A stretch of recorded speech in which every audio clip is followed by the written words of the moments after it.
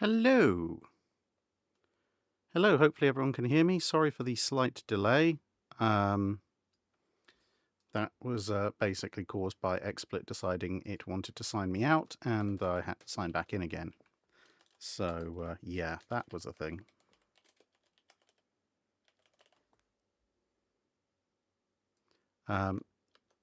Just copying down a whole ton of super chats that have come in ahead of time so that I have those ready to go.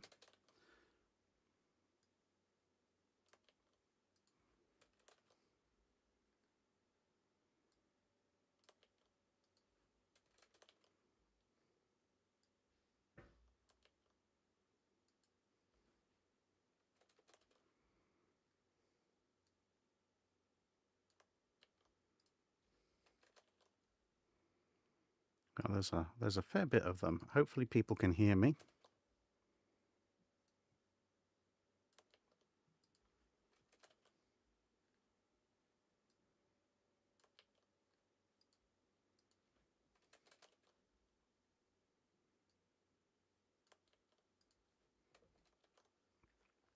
All right. Okay, cool. So we are live. This is, of course, Patreon Drydock for a couple of the alternate history things. So we are going to, again, for those of you who may be new, we're going to go through the alternate history questions from the two Drydocks listed in the title from Patreon. Then we're going to go through Super Chats and then hopefully catch up with everybody else. It's just going to probably take a little bit of a while, but you'll be glad to know the Iron Brew is back in action. So I'm going to open up the first of two cans.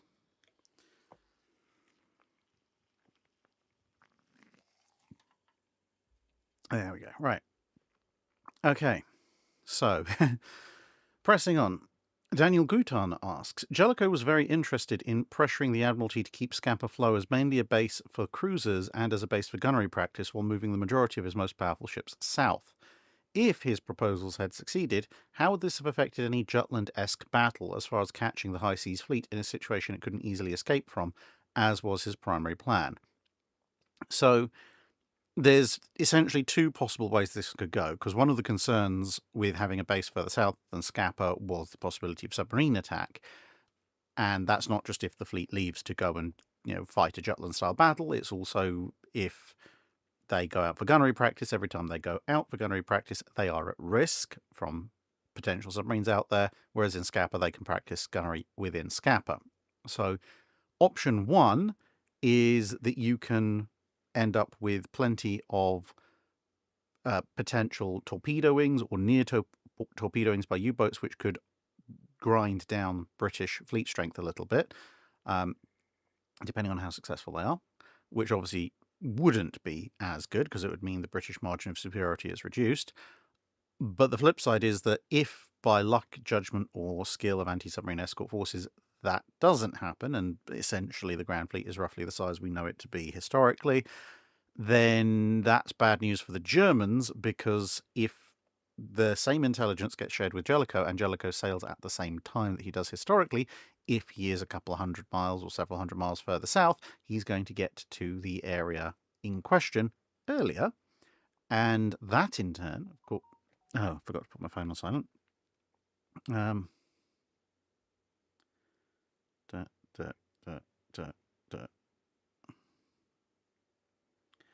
There we go. And that in turn would mean that if he arrives at a Jutland-type battle earlier than he does historically at Jutland, there's more hours of daylight. More hours of daylight means more chance for an accurate pursuit, more chances to confront the German fleet, and yeah, that doesn't end well for the High Seas Fleet generally. So, yeah.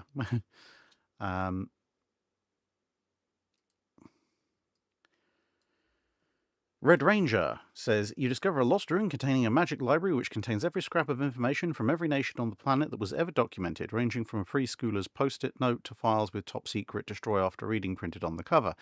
What three things are you looking up first? If I've got access to absolutely everything, then... well, There's a few things I'd look up that are probably nothing to do with naval history. However, if we are looking mostly at naval history, what 3 things would I look up from naval history?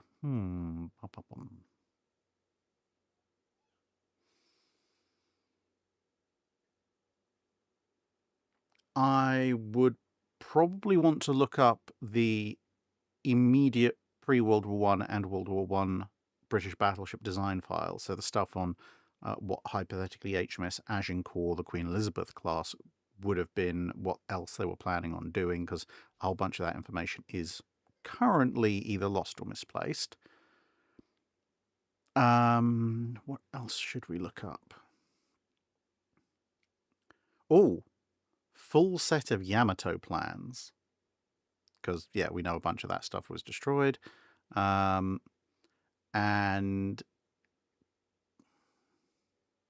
oh, every scrap of information never documented.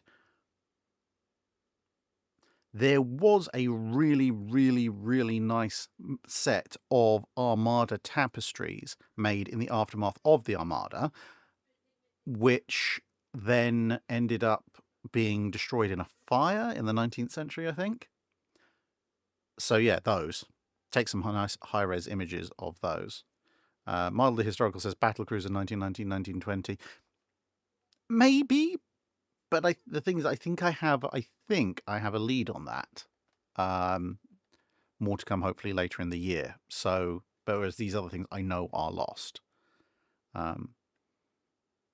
Jim Smitty asks, assuming World War I as we know it never happens, and there's peace through the 1910s and 20s, how would this affect the development of aircraft carriers in the major navies? With there being no battleship holiday, there's no reason for large aircraft carriers as like the Lexington-class, Kaga, Akagi, or conversions of the Courageous class, Furious, or Eagle.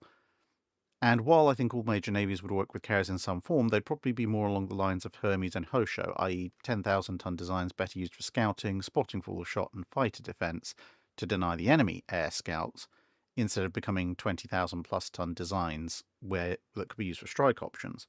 What are your thoughts if this comes to pass? Would carriers stay smaller at 10,000 tons? Would there be growth over the years like on battleships? And naturally they're going to get to the point where someone will try and use them for scouting. Or would someone square the circle of trying to make a light carrier and a light cruiser into a single ship, etc., etc.? So, yeah, I think initially the 10,000-ton-ish Hermes Hosho types would prevail, because for the kind of aircraft that are available initially, especially because if you keep in mind without there being a war, aircraft design probably isn't going to advance quite as quickly as it did. Those 10,000-tonners are probably perfectly fine. What I could see, the first thing that will probably happen after those initial small carriers enter service is that people will want to get their carriers moving quicker, because they will be very useful as scouts, but neither Hermes nor Hosho are particularly swift. So someone is going to look maybe at something like what they did to Vindictive and go, okay, we can convert a cruiser hull to a sort of carrier. If we take a cruiser hull as a baseline and do a purpose-built carrier design on top of that, then we'll get a carrier that can keep up with our cruisers. That is very useful. So you'd end up with maybe a 12,000 ton-ish 30-knot carrier, mostly again for scouting and fighter duties. But I do think that probably at some point in the mid-20s you are going to start to see carriers getting larger relatively quickly, because if you have the advent of torpedo bombers and so forth, and the attempts to use those from various carriers and flying off platforms in the latter part of World War I. So if we stretch that out and say, okay, well, that technology and therefore the impetus maybe isn't really coming about till the 20s, we see that even before the naval treaties, there were efforts to purpose build and design much larger carriers in various navies. They didn't go anywhere, partly on cost grounds in the aftermath of World War I, and partly because, well, the treaty left these battle cruiser hulls over to use instead. But I think that those larger designs would come in when there is a need for them, which would be when torpedo-carrying aircraft become properly viable. And at that point, you will probably see a division of carriers because at least initially, I think what people will be doing is going, okay, small carriers can still carry a meaningful fighter-scout group, and they're closer to the front lines, because bear in mind this is before radar, so you need to be able to launch your fighters as soon as possible while they're forward with the scouts. And so the big carriers, which will probably be sitting back behind the main fleet battle line, they've got time to launch their aircraft, which in turn will mean people will be slightly less worried about them. So they'll probably carry a minimal fighter group, but a lot of strike aircraft, whereas the small carriers, the scout carriers, will carry the kind of scout fighter types, and it'll almost be a separate division of labor. Now, how long that will last before somebody realizes coordination is actually quite difficult, and a strike group could potentially come around the flank, and therefore the big carriers probably need their own fighter groups in earnest as well. Well, there's probably going to be fleet exercises that will eventually show that. But I do think that division of small and large carriers will probably remain for quite a while, especially because it'll be much easier to sell to the Treasury as kind of, these are the battle carriers, not as in carriers that have big guns as well, but they are the battle line carriers, the big expensive ones. But we only need a few of these because we stock them full of strike aircraft, and these are the cruiser carriers. They're the scouts and also useful for colonial policing and so forth, and they're much cheaper to build, and from the Navy's perspective, well, then you get a whole bunch of extra carriers.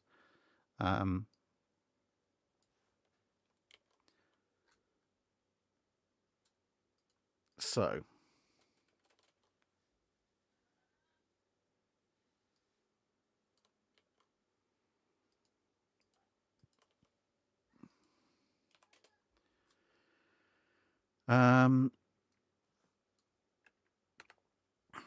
the Fechtler's, fishing, Fichtal, Fettler, blah, blah, blah, blah, blah, that guy. Sorry, I didn't copy his full name out in this particular thing. Anyway, he says, I saw a picture the other day of a giant floating rubber duck next to what I believe to be USS Iowa, and it got me thinking, what are the tactical benefits of a giant rubber duck, and are there any battles in the period the channel covers that it could have meaningfully impacted the deployment of could have been meaningfully impacted by the deployment of a oversized children's toy? Well,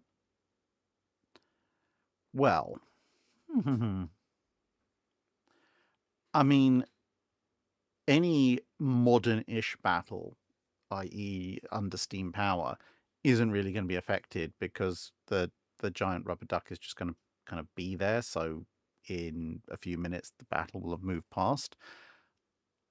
Tactical benefits of a giant rubber duck in an age of sail battle, on the other hand, could be interesting because it's much closer in size to... There is actually a giant a giant floating thing that looks like a giant rubber duck. It's more of an inflatable, but anyway, that thing is a lot closer in size to a ship of the line than a actual battleship. And as JB0143RP has just said, it would confuse the ever-living daylights out of pretty much anyone who's trying to sail up to a fleet. It could be taken in tow by a ship of the line. It would actually be quite useful for not necessarily proofing a ship against raking fire, but certainly making raking fire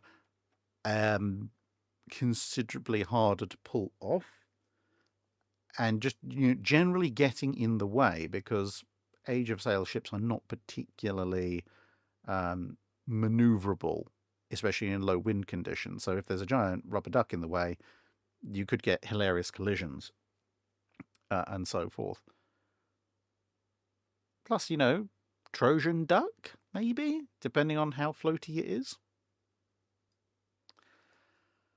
Mike Lima said 777 asks, what if Britain adopted all or nothing armour starting with the Queen Elizabeth class? Could it have been adopted earlier, perhaps with the Orions? And how might this impact subsequent classes and their service histories?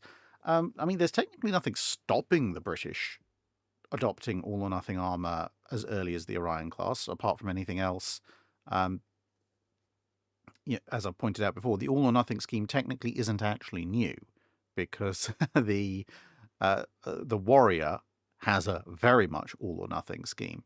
It's just new for Dreadnought period battleships. So theoretically, at any point, the British could have turned around and said, hey, yeah, that all-or-nothing idea that we had right at the beginning, why don't we go back to that? Nonetheless, if the Queen Elizabeth, and therefore the Revenge class, and Hood, Renown, and Repulse adopted the all-or-nothing armour schemes, that could be quite interesting, actually, because the Queen Elizabeths historically have 13-inch armour.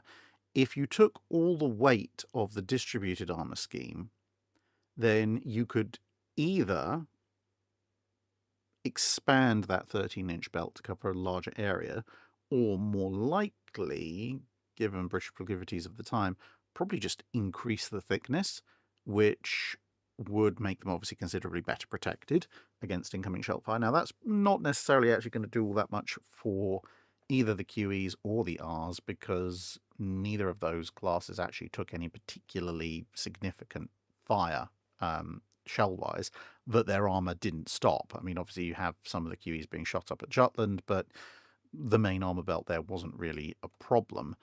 And then in World War II, again, none of them really took any major large caliber naval artillery hits. Where it could make an awful lot of difference, though, is with the battle cruisers, because if the Renowns get the idea of upgrading their armour from 6 to 9 inches, but also it's now not distributed armour, it's all or nothing, you might be able to push that armour up into the lower bounds of actual battleship grade protection, making them possibly fast battleships, if a little bit underarmed. Then with Hood, which of course has 12-inch inclined armour at nearly the same angle as the Iowas, that, if you eliminate the upper strakes of armour and the fore or aft armour, etc., then you could potentially have 13 or 14-inch inclined armour, which would make Hood a true fast battleship, especially if instead of piling all the weight into increasing thickness, you put some of the weight into increasing thickness and some of the weight into increasing area coverage. That would be a very interesting scenario. I mean, well, apart from anything, it would, especially if you got, kind of fast battleship renowns and a definite fast battleship in Hood, it could affect how other people design and build things like the Nagatos and the Colorados, because suddenly you've got a ship that, if let's say it's got 14-inch inclined armor, is actually considerably better protected than a Colorado, almost as heavily armed and considerably faster. So yeah, that I mean, very much depending on where that armor is distributed. As I said, do they expand the armor coverage, or do they just massively upgrade the thickness? If they massively upgrade the thickness, it's probably still not going to save Hood, if my theory about her destruction is true. But if they expand the armor coverage as well as the thickness, it very well might save Hood at Denmark Strait.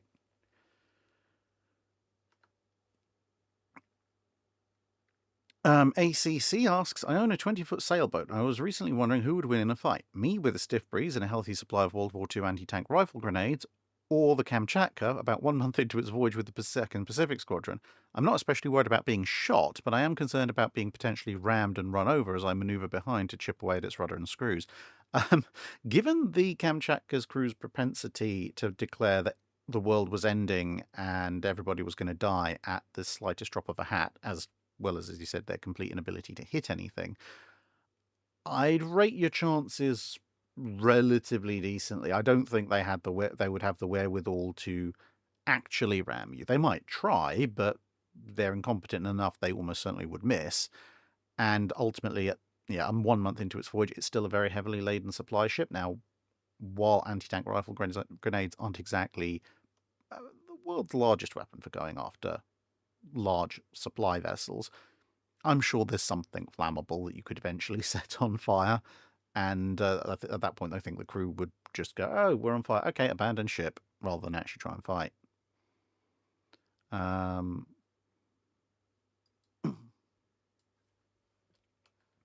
Rob Smith asks, really big alt history twist. It's financial year 34-35, and the UK initiates its plan to build a number of offshore ship construction and maintenance yards around the world.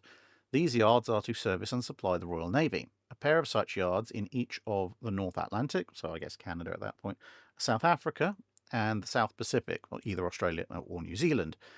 Each of these construction yards is capable of building two 1,100-foot, 65,000-ton ships, plus a number of smaller ships, all at the same time. Money and materials are not in short supply.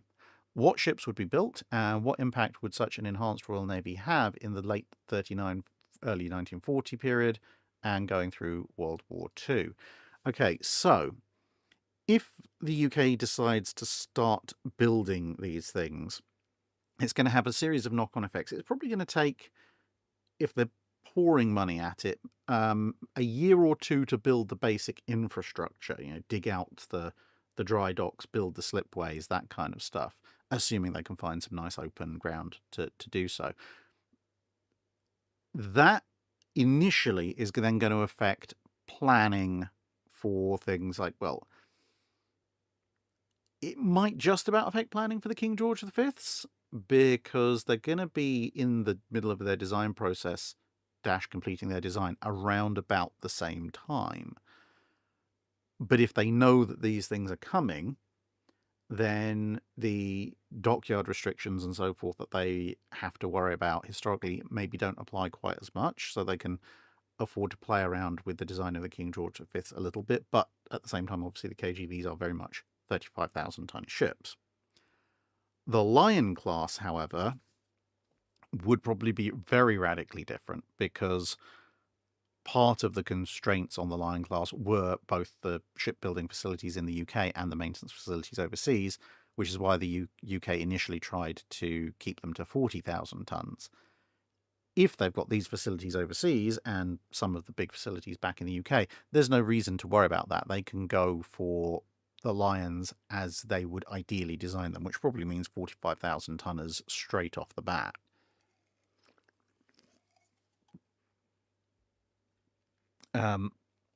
If they've got materials, and many say they're not in short supply, with this size, I think you'd probably actually see quite considerable carrier construction going on overseas, because you can build the initial infrastructure, but then also you've got to build the heavy lift cranes. Presumably, if they're building all the ships, there's got to be some kind of foundries to do the guns and the armor and the machinery. Otherwise, you're going to have to ship it all out from the UK. That's going to take longer to build up. And as a result, I think carriers would probably be the first things laid down, because carriers don't need big guns. You can ship out the machinery relatively easily. You can ship out the armor relatively easily. Shipping out big guns, less so. So I think you'd probably start to see a good chunk of carriers laid down overseas, especially once the treaty system collapses. And then obviously, as war builds up and the Royal Navy gets more funding, they can start looking at both building new, larger ships, because, as you said, money is not in short supply anymore, but also critically, they can start sending more of their older ships in for refit, because it was a combination of money and dockyard space that meant that not all the QEs got upgraded. Repulse obviously didn't get modernized, Hood didn't get modernized. In this circumstance, where they've got a much, much bigger fleet coming and they've got these really big yards available, it would be very, very tempting, with the budget they've been provided with, to throw Repulse and Hood and maybe Barham and Malaya in for full modernizations, while also, in the dry docks, while carriers are taking shape on the slipways, and then the smaller docks and yards would be producing escorts and so forth. So, yeah, that would be very interesting, because then the impact of that enhanced Royal Navy would mean, well, a near enough fully modernized capital fleet and considerably more carriers. Nelson and Rodney might even get refits. The I think the single biggest change, apart from the fact you're likely to have a somewhat more aggressive Admiral Cunningham just because he has more ships to hand, is once Japan enters the war, unlike the constant ambitions then getting knocked down, constant ambition then getting knocked down that the Royal Navy has historically, they will actually have enough fast capital ships and carriers to deploy a fairly substantial not Force Z pretty early, which could cause the Japanese some problems, depending, of course, on exactly how that particular encounter goes, especially given what ships are sent, what are their air wings like. Because at that point, you do have the martlets becoming available, and martlet is basically a wildcat, and those can fight zeros. I mean, okay, yeah, I'm not going to hold my breath on the Fulmar fighting a zero and even odds, but you can focus let's say focus martlets on being sent out to the Pacific if you absolutely had to. Adrian Beale asks, the Royal Australian Navy is not required to dispose of HMAS Australia, the first, that's the battlecruiser. With no support to buy a new battlecruiser, the Australian government elects instead to give it a major overhaul around 1936. The aim is to foil German commerce raiders in the Indian Ocean. What might her refit look like, and would she have contributed anything meaningful to the war? Yes and yes. So, yeah, she definitely would have contributed something meaningful. However, I have discussed various potential Australia refits in the past, but if this is specifically aimed at foiling German commerce raiders, and it's this kind of time period overall, they're looking at the Royal Navy, then I think I can probably zero in on exactly what would be an ideal refit for her for that role. Now, it wouldn't leave her in as good a position for fighting other capital ships like the Congos, but for a commerce raider killer, what I would do is remove the wing turrets completely. So you've just got kind of a pre-dreadnought layout, 2 twin 12-inch, 1 fore, 1 aft. Strip out all that old machinery, update her to oil firing, brand new, higher pressure machinery. So she's going to get a fair old speed boost, maybe put a bow extension on Italian style to help with that. And then, depending on what the Royal Navy can afford to send out there, either big row of twin 4-inch or twin 4.5-inch down either side, where previously the twin 12 wing turrets had been, and overhaul the superstructure as well. So, nice big Queen Anne's Mansion forward. Now you've got plenty of space amidships. They're probably in 36. You're probably looking at a decent aircraft facility. So that big towering aft superstructure that you get on the historic Indefatigable class probably gets slightly extended and converted into an aircraft hangar. And yeah, that would be what I'd go with. So you've got massive anti-aircraft anti-commerce raider secondary batteries, and enough heavy firepower to stand off from anything you're particularly suspicious of. And of course, with either Twin 4 or Twin 4.5 being dual purpose, I think she would be very useful, because initially, yeah, fine, hunt the Hilfskreuzer, but after that, she'd still be an ideal cruiser killer. She's got the range, and she can definitely handle herself in terms of anti-aircraft defense. So I think, assuming that she survives ABDA command, she'll probably become an incredibly popular ship with the US Navy, because you have various Royal Australian Navy ships escorting US Navy ships at various naval engagements like Coral Sea, and of course then fighting at Savo. So I think she'd be very popular in that role, because she'd be big enough and mean enough to sit next to carriers and go, look, nothing short of a Congo can come at you now. And she'd also have an absolutely ferocious anti-aircraft battery, which would be quite handy. And who knows, I mean, if she hangs around and survives long enough, given that she would have Royal Navy-style fighter direction, she might solve the US Navy's fighter control and direction issues for Eastern Solomons and Coral Sea just by being there and saying, look, let me handle this, please.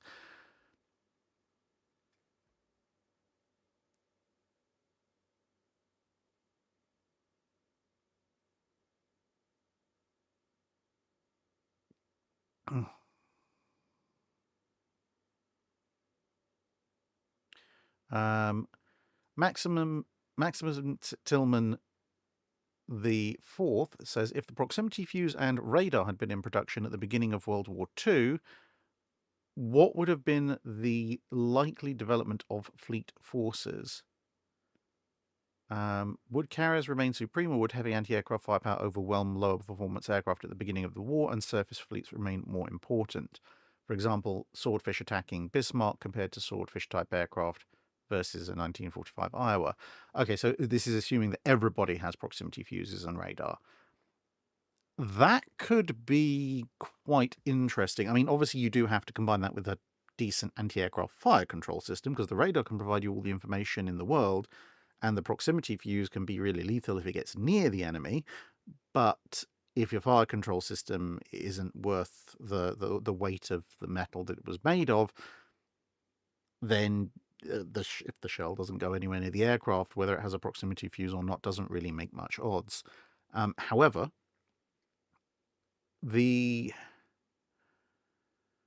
I think I wouldn't necessarily say that carriers become obsolete, but they would take longer to become effective, because you'd essentially be looking at attacks on warships working almost entirely by surprise. So things like the dive bombers hitting the Japanese carriers at Midway by surprise. Obviously, if people miss that on the radar and they don't elevate the guns in time to shoot at them, then it doesn't matter that they have these technological advances.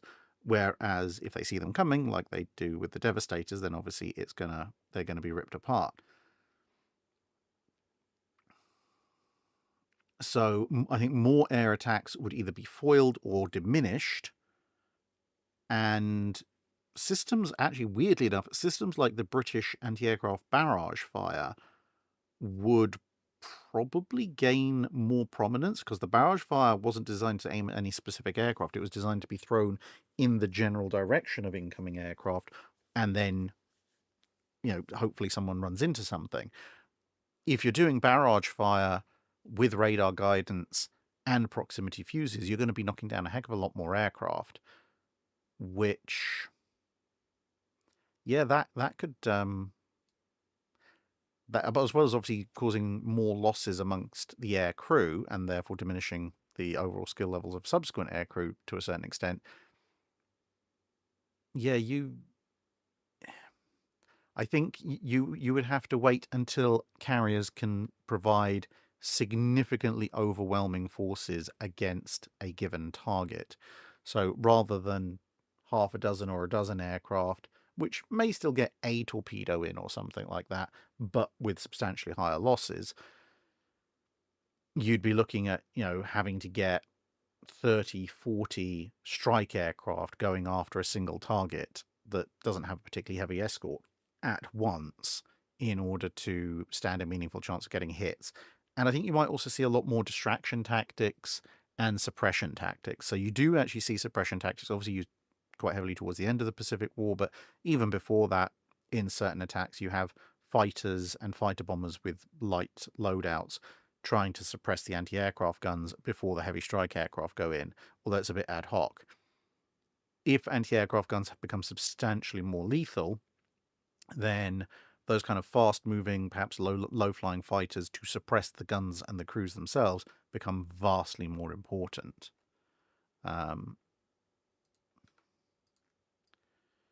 Graham William Kidd asks, Paper Franken ships 6. This is a continuing theme of his questions with Paper Franken ships. So, the mandate is to combine the best of breed components, machinery, armor, armament, other systems for a chosen ship class, and this time it's the best Franken destroyer between 1930 and 39. Now, okay. This should be an interesting one. So, destroyers historically don't have a huge amount of armor, if any, but sort of some of them do, at least in terms of splinterproofing. So, armor, protection-wise, let's say, I'm taking the 1-inch STS plating that they stuck on the Fletchers, because that gives me a huge amount of protection against blast and splinters, which was a huge problem for a lot of destroyers. For torpedoes, I'm going to take, I mean, come on, it's going to be long lances, perhaps with British warhead, not British, no, long lances with British warheads, actually. I was going to say just the fuses, but no, long lances with British warheads, including the fuses, because that means the long lance did occasionally suffer from an overly sensitive fuse, so I've got a reliable fuse so it will actually detonate properly. And by using British warheads, that means I can use torpex, so I can have the massive warhead of a long lance, and it's made of torpex. That's going to be absolutely lethal. Main guns. Now, for 30 to 39, main guns and anti-aircraft guns. Anti-aircraft guns 30 to 39, I'm actually going to take the pom-pom, mostly because your only other options in that weight class are either quad 50 cals, or things like the 1.1 inch or single shot 37 millimeters. So yeah, up to 1939, a quad pom-pom installation is probably your best bet for medium anti-air. Machinery, don't take the German machinery. It won't work properly most of the time. You could take, I think you could take US, French, British, maybe even Japanese machinery. That most of the big nations actually had pretty decent destroyer machinery. I'm not too fussed about that. The main guns, though, are the interesting one. Because by 39, we don't technically have a dual-purpose mount for the 4.5. So that's out. The Japanese 5-inch is a bit too slow. The Germans don't have a dual-purpose. The Italians don't have a dual-purpose. I mean, technically, there's the Akazukis, but that's pushing things a little bit. And at that point, you're either left with a possible 60-degree mount 4.7 or the 5-inch 38. And you might think it's an obvious choice to use the 5-inch 38 because that's a true dual-purpose gun. But in 30 to 39, people are still thinking a lot more about surface engagements, at least generally. And the 4.7 is a better anti-surface weapon. But if I'm sticking 1-inch STS outside and I'm taking, let's say, 2 quad long lance launchers or maybe even 2 quintuple long lance launchers, this implies that I am building a fairly large destroyer. And if I am building a fairly large destroyer, then I think I would probably actually end up going for a 6-gun 5-inch 38 equipped vessel,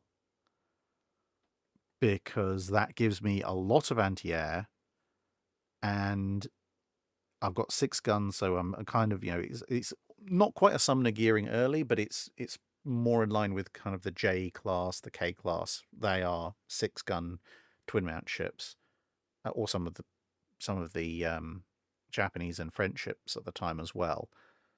Now, exactly how I'm going to lay that out is another matter, because obviously with destroyers you do have a little bit of a weird amount of freedom. You can put 2 twin mounts aft, 1 forward, 2 twin mounts forward, 1 aft, 1 twin mount forward and aft, and a single super firing over each, depending on things like stability and so forth. But yeah, I think that would generally be my go-to. So imagine a stretched and enlarged tribal class hull, but with the 4.7s replaced with 5-inch 38s and the super firing aft 5-inch 38, and the structure it stands on replaced by another torpedo launcher, except that torpedo launcher is long lances.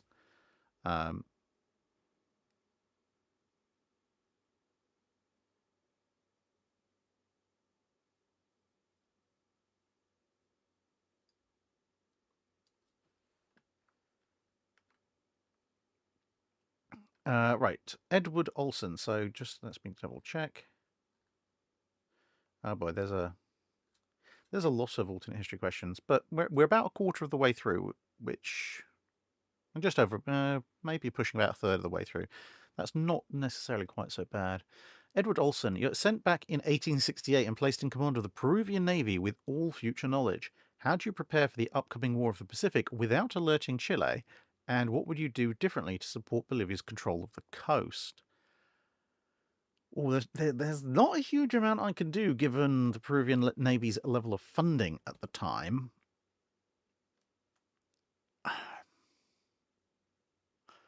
I think the main thing that I would do in those circumstances, realistically, apart from tell them we're not allowing Huascar to go out on her own, but also to be more aggressive with her earlier on, would probably be to buy up a few of the bigger US monitors that they have for sale, because historically Peru did actually buy one or two, but buy those up a little bit earlier and maybe try and buy a few more of them, because I could argue, well, look, these are coastal ships primarily, so clearly they're not that aimed at Chile, because sending them down to the Chilean coast is not necessarily a particularly survivable option unless they hug the coastline the whole way down.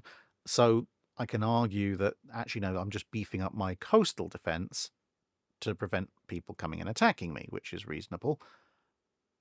And then because I've chosen the bigger ones, then when the war breaks out, they can kind of just meander on down from Peru's border to Bolivia's, at that point, small coastal area, and sit there and go, well, you can't take this off of me, and kind of gradually roll forward if I can with some of them, while Huascar, with a force of other Peruvian ships with her, would go very, very quickly in to try and take out as much of the Chilean fleet as possible before they get wise to the idea.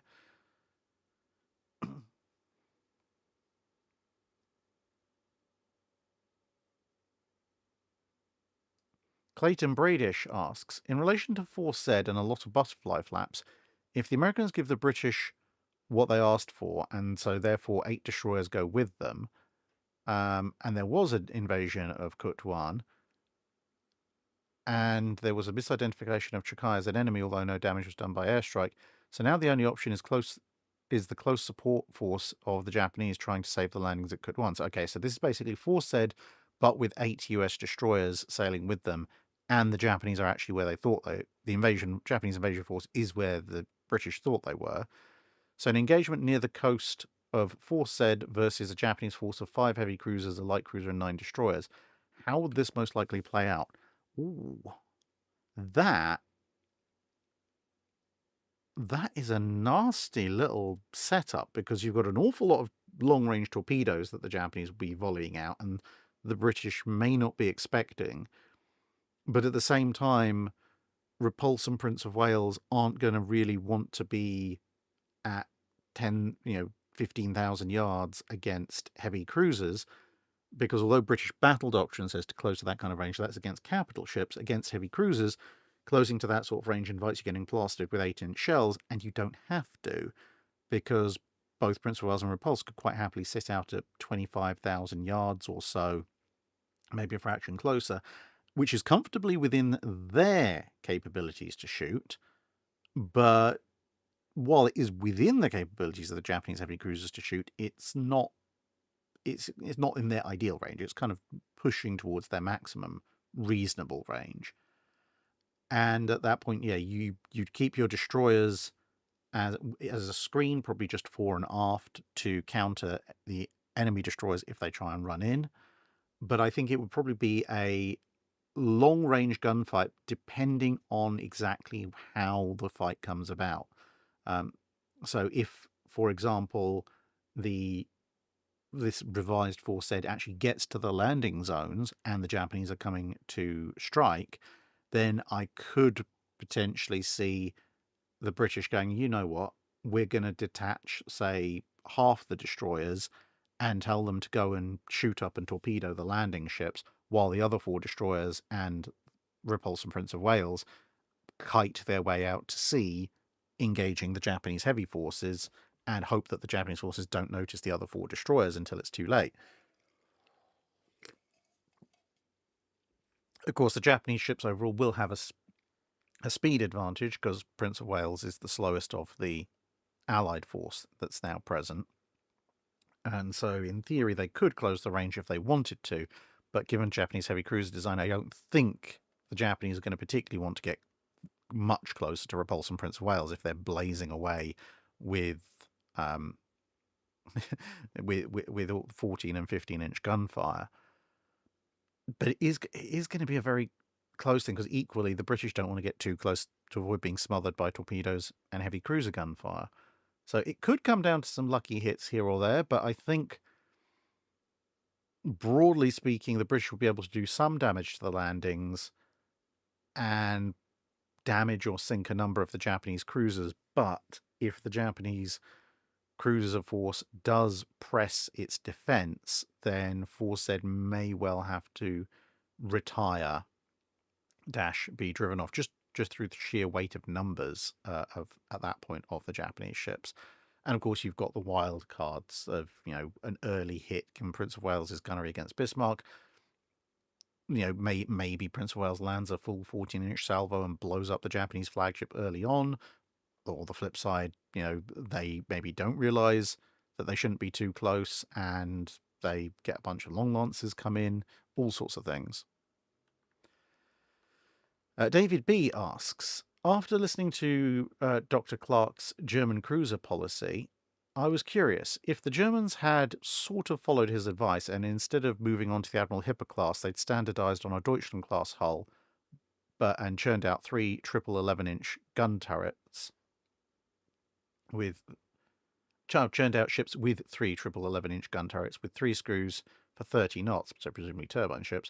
What effect does that have on the British? And what if the Scharnhorst class is also standardized, as Dr. Clark theorized, and they churned those out instead of Bismarck's, perhaps with the twin 14 or 15-inch guns instead of triple 11s? If those 2 steps are taken, how do you see it impacting the run-up to and execution of World War II?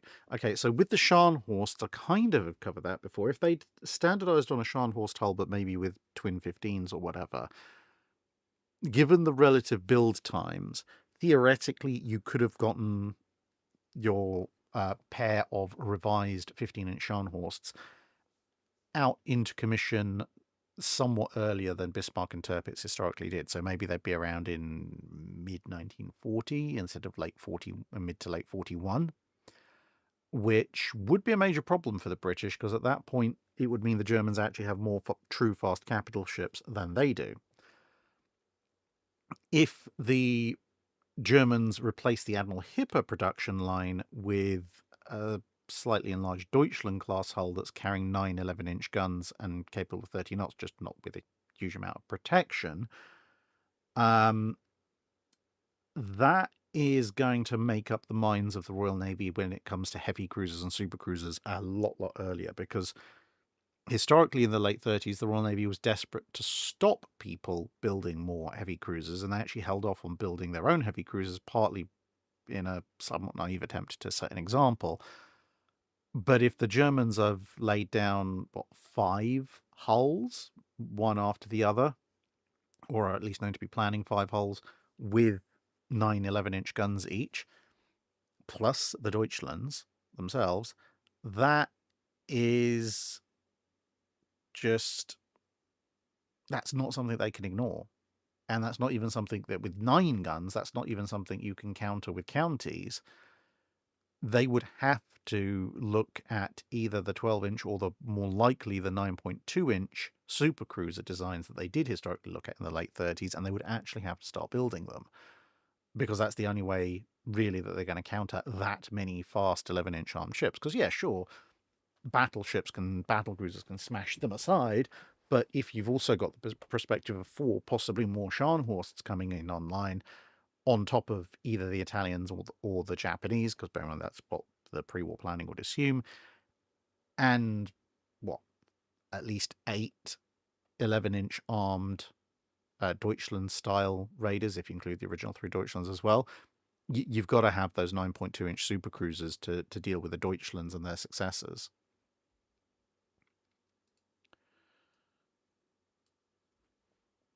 Warren Jervey asks, if the French had won the Franco-Prussian War and Germany had not become a united country, how would this have changed naval development in the late 19th and early 20th century? And in addition, do you believe that any alternative naval race may have occurred with another country like France, Russia, the US, or Japan? And if so, how would this have affected naval development? So, without Germany, the Japanese probably still want the Anglo-Japanese alliance against Russia. The British are not going to really have much of a rapprochement with France or Russia because they're the traditional enemies, and without Germany rising, there's no particular reason to change that.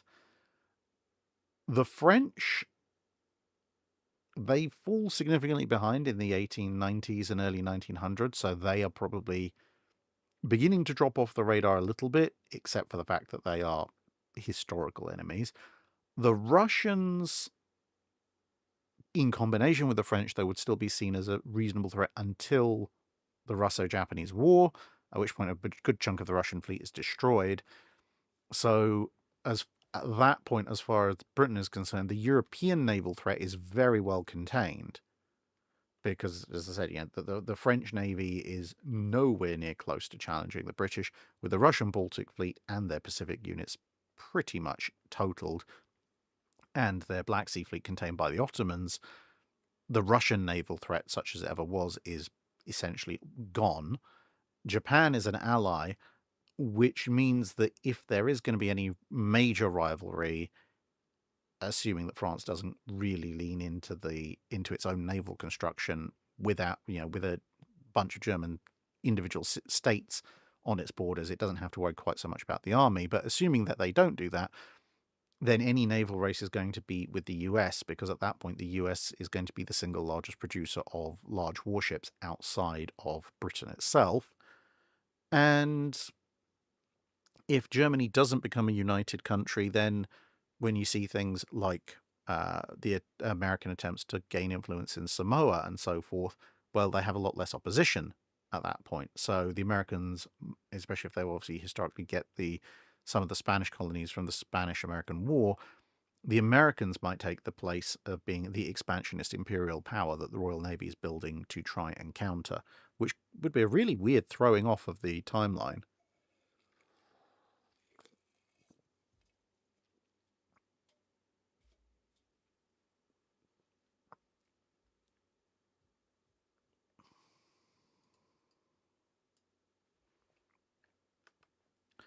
Jeffrey Connolly asks, my question is, had the R-class HMS Royal Sovereign, instead of going to the Russians, suddenly appeared in America during the early 1900s, what kind of effect could this have on American warship development? And if possible, could the ship's systems and engines be replaced with the technology of the time and have it still be considered a dangerous opponent?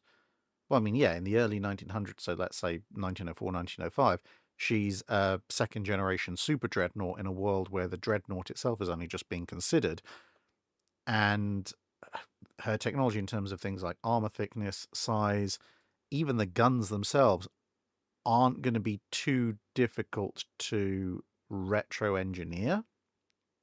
So they definitely could do that. If it's Royal Sovereign as of late World War II, it might take longer to figure out how to replicate the radar, but it's not outside the realm of possibility that by kind of World War I, at least a primitive version of the radar could have been replicated.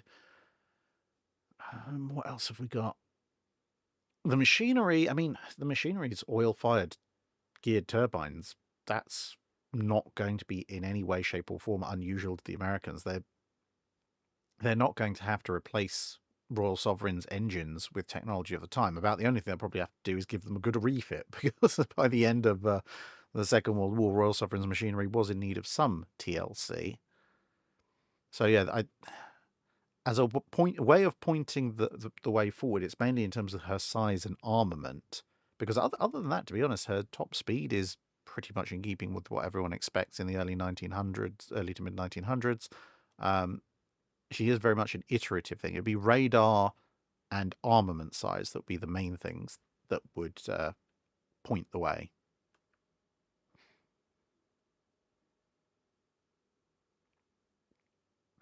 Bum, bum, bum, bum, bum.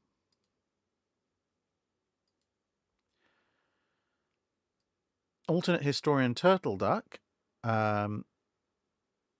If if the greatest admirals and their staffs on the Royal Navy, starting from Nelson's age and ending when the last great World War II Royal Navy admiral died, were all resurrected at their peak physical condition, what is the life expectancy of the Royal Treasury once they see the state the Royal Navy is in today, and what would they do to make the Royal Navy a force to be reckoned with again? Oh. Well, I think the Treasury's lifespan, the Treasury officials' lifespan, would be measured in how long it takes the various admirals to figure out modern day transport and get themselves to the relevant offices. And then after that, there would be a lot of screaming and then silence. Now, having said that, what would these various admirals do to make the Royal Navy a force to be reckoned with again? Well, initially they would be saying we need to build the Navy back up to a great size, but for funding and industrial reasons, that's going to be very difficult to pull off. At which point, I think, especially if you've got people like Fisher around, as well as people like Cunningham, interesting enough, people like Tryon, I would say, would also be there, Nelson, etc. I think they would very quickly hopefully zero in on the idea of, okay, if we can't have many ships, we will need to have very large ships, because the idea of exceptionally large, heavily armed ships being a deterrent, even if there aren't that many of them, is not exactly unfamiliar to pretty much any of these admirals, especially people like Fisher.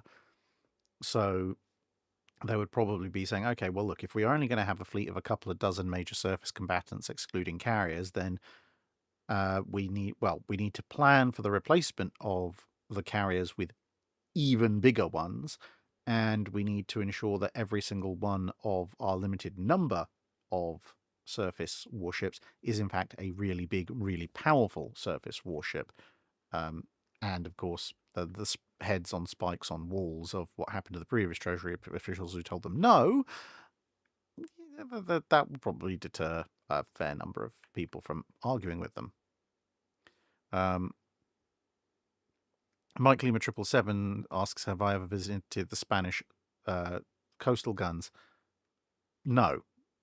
I do have a plan at some point in the future, maybe in a couple of years, to do a Spain and Portugal naval tour, but that's a little bit further back.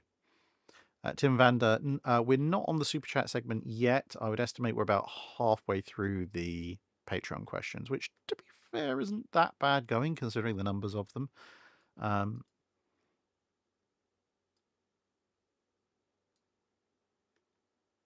Jack Von Kuhn asks, if HMS Repulse had escaped the torpedo attacks, and this is in Force said, and joined up with the remnants of the US Navy after Pearl Harbor, what would the US Navy have used her for, and what upgrades and changes would you have done to her? So she's going to be a fast carrier escort, because, well, that's what she would be good at that point. On her own, she's not particularly useful for leading surface action groups, but the US Navy does need something big and fast to keep up with the carriers to provide them with anti-aircraft support and also anti-Congo protection at that stage in the war. But in terms of upgrades and changes that they might do to her, well, the main thing is you've got to remember that Repulse, unlike Renown, hasn't been fully modernized. So they'd probably get the British to send over the latest British radar, if she hasn't already got it. The biggest thing, though, would probably be putting in US anti-aircraft fire control systems and replacing Repulse's mix of legacy World War I and interwar anti-aircraft systems with 5-inch 38s, or heck, at that point, even 5-inch 25s.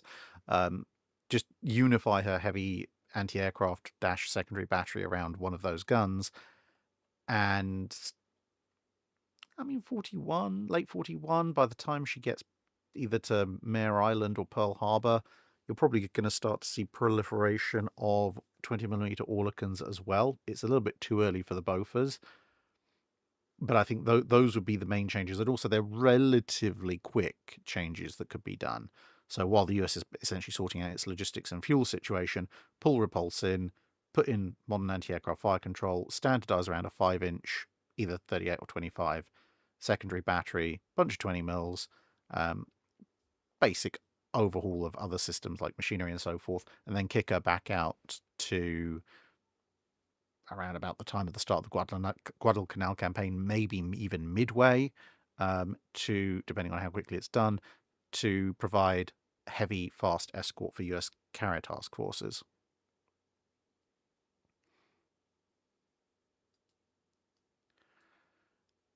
Yokosuka Girls Marine High School training vessel Harakaze asks, the Turks declared war on Germany essentially to get a seat at the big table post-war. What would have been the role of the Turkish Navy if someone in government had gone, well, we better show a token effort to look good?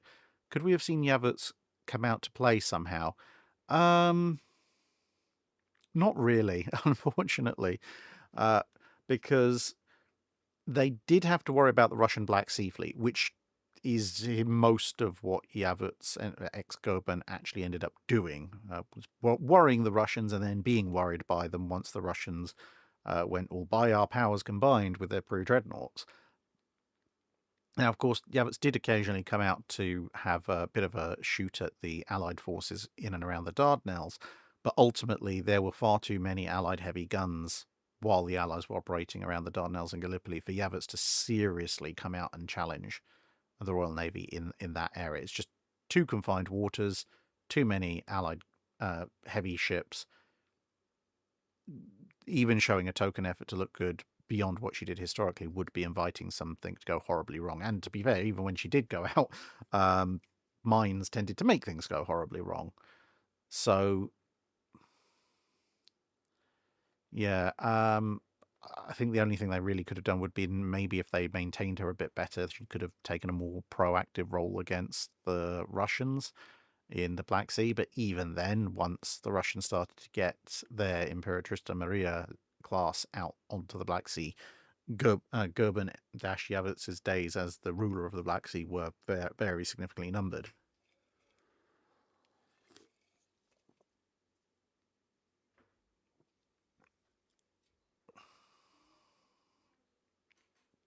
Rodney McCoy asks, the US Navy conducted tests on hydrogen peroxide or Naval torpedoes as far back as 1935. If they had been adopted much earlier as the Mark 16 and 17 torpedoes respectively, would they have made any real difference? Not really. I mean, if anything, it might have actually made the problem worse, because one of the big problems with the Mark 14 warhead with the Mark 6 exploder was, well, it hit things too hard for the exploder to work properly. If you've got potentially high performance, high test peroxide, then not only is obviously the torpedo has much greater danger if it gets hit, but if it's moving faster, then the few times the Mark 6 exploder actually works will probably be converted into it also not working. Now, of course, once the Mark 6 exploder's issues are fixed, then having faster moving torpedoes would be very handy, but it would be kind of things get a lot worse than historical before they get better.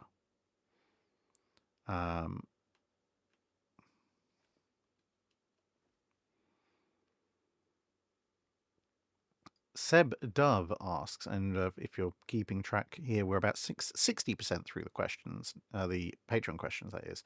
Seb Dove asks, an all-forward Royal Navy fleet of World War II, with complete creative freedom and hindsight, what would your ideal all-forward armed fleet look like from destroyers upwards for the Royal Navy of the Second World War?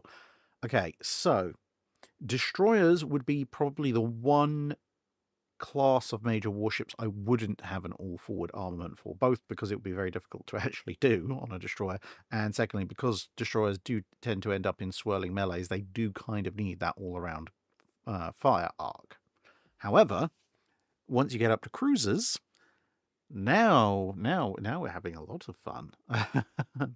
So, I mean, we're talking about ideal here with creative freedom and hindsight in place. So, for the Leanders and Arethusas, I would develop the triple turret early because, hey, I can because I have hindsight. So the Leanders would have Nelson-style triple sixes up front, so they've got one more 666 than they historically have, and that would allow, I mean, ideally I'd be saving the space at the back for additional anti-aircraft guns and, obviously radar on the mast and everything, but given that they'd have to be built in the middle of the interwar period when people haven't really heard of radar, you'd put a big hangar on the back and maybe 4 or 5 scout aircraft, so kind of a little bit like Tone and Chikamo, I suppose. But that would make a very good argument for trade protection, because you've got guns up front, and then you've got aircraft at the rear to widen their scouting range. And bear in mind, at that point, the Royal Navy was very seriously thinking about potentially putting what would eventually become the Swordfish on instead of scout aircraft, so actual strike aircraft, and this would give you a lot more facility to do that. I'd try and avoid the Arith users. If I absolutely had to, then I guess I could stick, a pair of super-firing triples up front to have the same armament, but again, keeping the aft area clear. But I'd really rather not have to do that.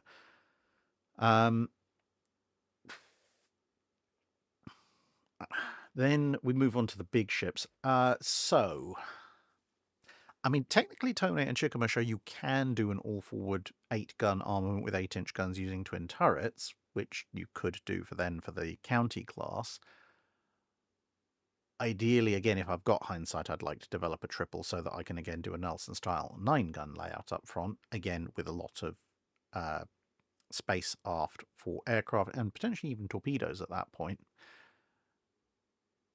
The town class, now that's a more difficult one, because the town class have 12 guns, and running 4 triples up front is going to be a bit dicey. Although I suppose with hindsight and creative freedom, I could grab the documents that document all the issues that they had getting the quadruple 6-inch to work, and then essentially invent the quadruple 6-inch early with fixed problems, with the problems all fixed. At which point, 3 quadruple 6s up front actually give me the same 12-gun armament, but with considerably less footprint. Again, with a lot of aircraft space aft.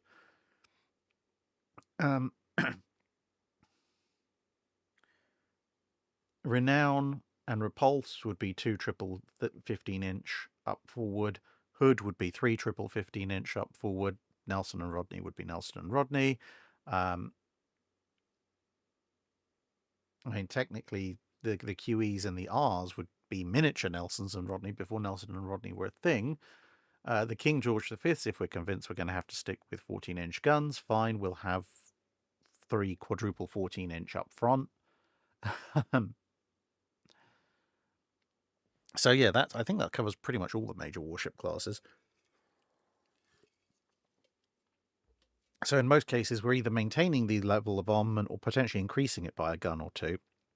Now, once we get into the Second World War, we've got a huge amount of aircraft space aft on most of our fleet, but I think that actually works in our favour, because we'd have a limited anti-aircraft armament down either side of the superstructure in the initial setup, but as aircraft become less and less useful, less and less prominent because radar is coming in, then those hangars and the aircraft launch facilities can be decommissioned. And hey, now we have a massive area that we can put a little pyramidal nest of heavy and medium anti-aircraft guns on right aft, which should give us a good amount of defensive anti-aircraft firepower.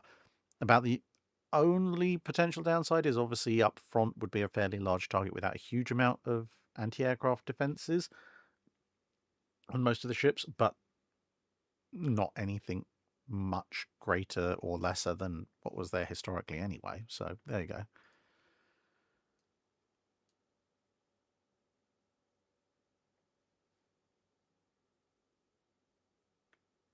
James Lovus asks, let's say you're appointed US Secretary of the Navy in 1795 and you happen to be blessed with the world's greatest skills of persuasion. You're able to convince Congress to appropriate far more money for the Navy than they historically did. Wow, I really do have massive skills of persuasion. How big a fleet do you build, and what ship types compose it? And what fleet size is actually feasible given the size of the US economy? And how do you deploy the fleet to guard against the threats of the day? Okay, so assuming I can convince Congress to give me more money, but I still have to stick within the reasonable limits of the US economy of the period, I think then what I'm going to do is, let me think. I'm going to build a single three-decker, which is going to be the flagship of the US Navy. I'm then going to build 6 74-gun ships of the line. So instead of the frigate. So I now have 7 ships of the line.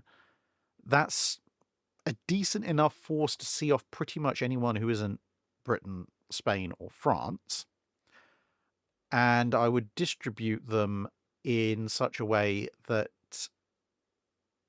I would have 2 ships of the line up north, perhaps in Boston or New York, 2 ships of the line further south, kind of Virginia-esque area, maybe around, well, at the time Gosport Navy Yard, what will eventually become Norfolk Navy Yard, and 2 would be in ordinary, and I'd cycle them around. And the first rate would be somewhere. Maybe it'll hang around Washington or something, in peacetime at least, that is.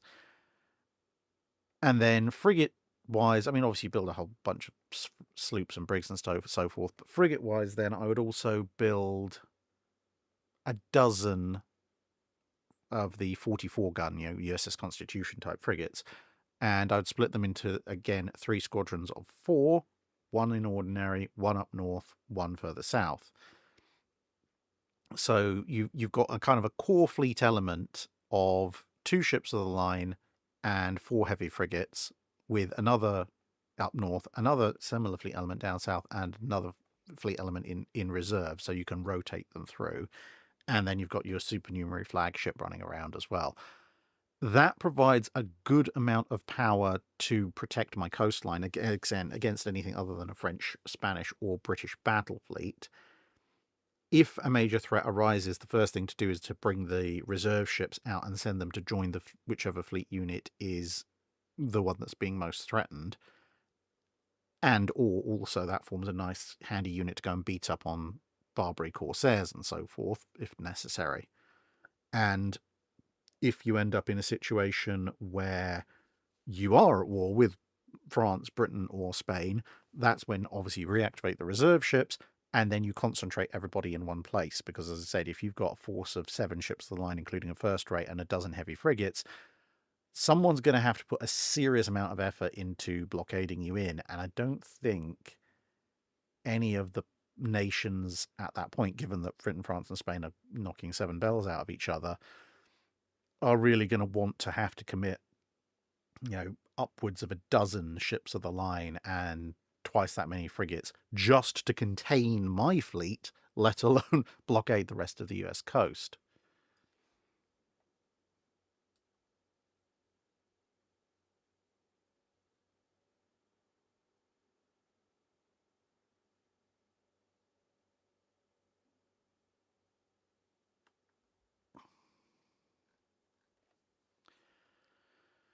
Rodney McCoy says, Drac, I'm placing you in command of 2 Federation Miranda-class starships. Why, what did I ever do to you?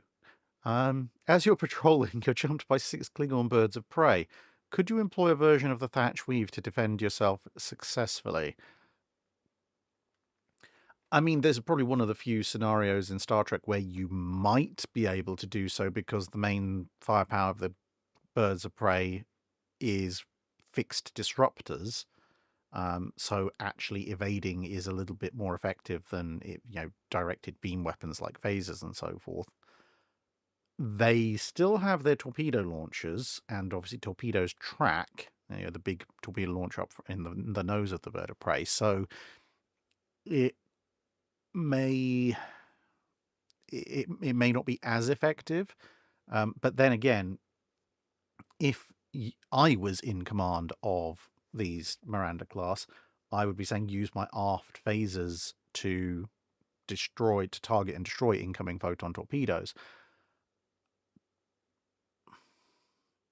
But yeah, fighting on the defensive 6v2 is always going to be an incredibly difficult proposition anyway.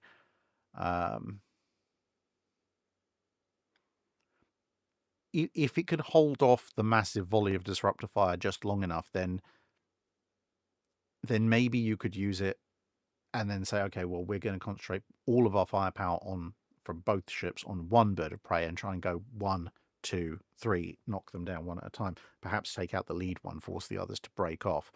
But to be perfectly honest, when you're talking about Federation starships and the like, there's probably other ways that you could employ a couple of Mirandas to defend against half a dozen birds of prey beyond the thatch weave, because realistically you want to bring your forward firepower to bear to try and get them. So given that the Klingons will probably be trying to close in on you, full impulse, very reckless, you might actually be better off doing the spaceborne version of the somewhat occasionally apocryphal Harrier Viffing maneuver. Basically slam your own engines into full reverse, force them to overshoot, and then mag dump all your forward phasers and photon torpedoes into them as they sail past to try and knock them out, especially if you're one of those Miranda variants that has a massive great mega phasers stuck on it.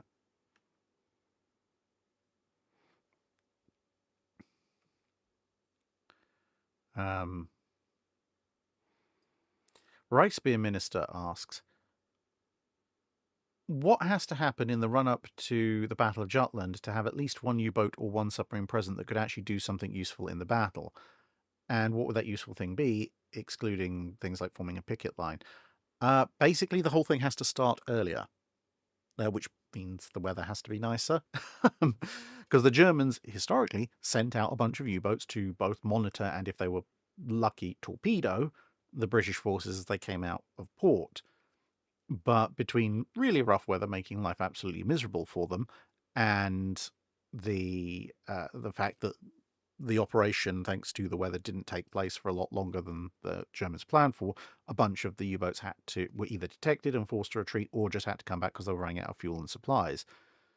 So if you want the U-boats to actually be an effective force, the single best thing you can do is actually launch the German operation around the time the Germans actually historically wanted to launch the operation, which, as I said, means basically hoping for a break in the weather compared to the historical weather, because then the U-boats will actually be there. They can actually see things and do things rather than be very seasick on the way home when everything kicks off. Jalinth asks, on a purely technical level, if you were shoved into a time machine, what eras do you feel you have enough knowledge about that you could have a significant impact on shipbuilding? Hand wave away things like being believed to be from the future, or being able to be understood, or being unwilling to help the nation in question. Okay.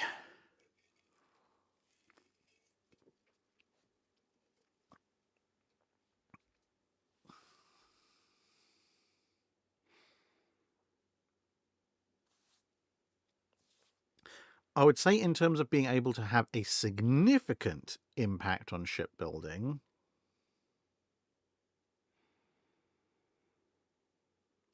probably the 1870s-ish and earlier. Because post 1870s, or going into the 1880s and onwards, you're starting to talk about the Steel Navy.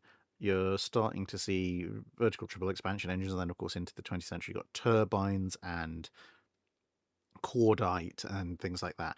And I can warn people about some of the historic pitfalls there, and I can offer them tips and tricks on improvements and so forth. But ultimately, if you show up in 1905 and say, hey, you want to build 16-inch guns, they'll just be like, yeah, we can do that. It's just not economical or feasible on the ship hulls that we're building. Okay, we'll build bigger ship hulls. Okay, we can do that. It's not a radical change per se, other than maybe giving people pointers on geared turbines a little bit ahead of time. Whereas if you go back to the year of the true ironclad, before compound armor and stuff, then being able to point out ways to formulate and produce steel en masse with things like the Bessemer process, which I can explain to them in detail, that would obviously make a huge impact. explaining to them that no, HMS Captain is in fact not stable, and don't send it out there without major design revisions. Obviously, that would help. Being able to point out how to make and mass produce gun cotton, which obviously displaces gunpowder initially. Again, I can do that in my sleep, so that would have a big impact. And obviously, the further and further back you go back to the late 1700s and introduce basic cross bracing like Seppings and Simmons would 10, 20, 30 years down the line. Again, massive impact. Whereas, yeah, once you get past sort of 1880-ish, not only is the guidance I can give them going to have smaller incremental impacts and therefore not as big, but also, while I theoretically understand roughly how to produce cordite, as I said, the difference is if I say, right, bring me these ingredients, I can make gun cotton very easily. If I say, bring me these ingredients, I would be less confident about my survival chances trying to make cordite and so forth.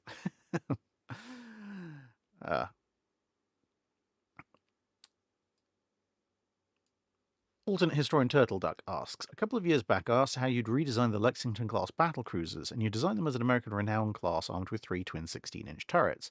Now I would like you to design one of your favourite ships, the Königsberg class, with the only condition being it must be designed as a surface raider or escort for vessels on a surface raiding mission.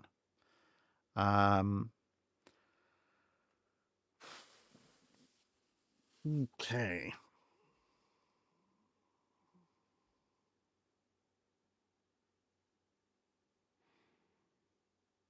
I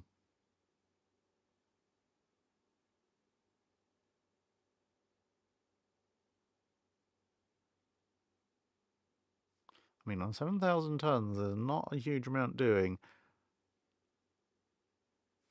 I know. I've got it. Right. Okay.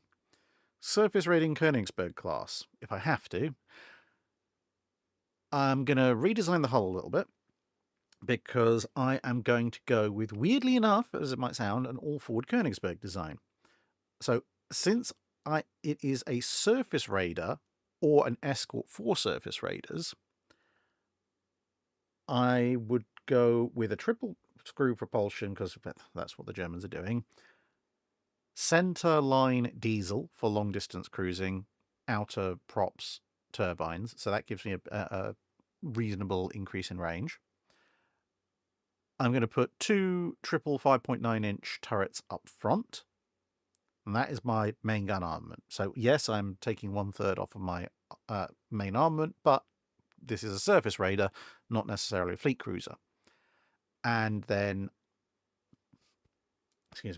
put some 20mm light AA around the forward superstructure, and then aft, I would put maybe a couple of aircraft, because this is, the time the Königsberg class is being designed, radar is way, way, way off. You need aircraft for scouting. And the reason I say 2 rather than more is, 1, this is still a fairly small ship, but 2, I would also actually want to put something with a reasonable degree of strike capability. Maybe not necessarily torpedoes, but at least heavy enough bombs that they could worry merchant vessels with them. And then and obviously not having main armament aft would greatly help with this, because you have more space. And then right aft, kind of like with the Deutschlands, instead of having some torpedo launchers down the side, I'd have a couple of quarterdeck torpedo launchers right aft, because then that's my sting in the tail. If I'm being pursued, rather than have a pair of triple 5.9s, I'd have maybe a pair of triple or quadruple torpedo launchers, which are going to be significantly more worrying for anything chasing me, and frees up more deck space.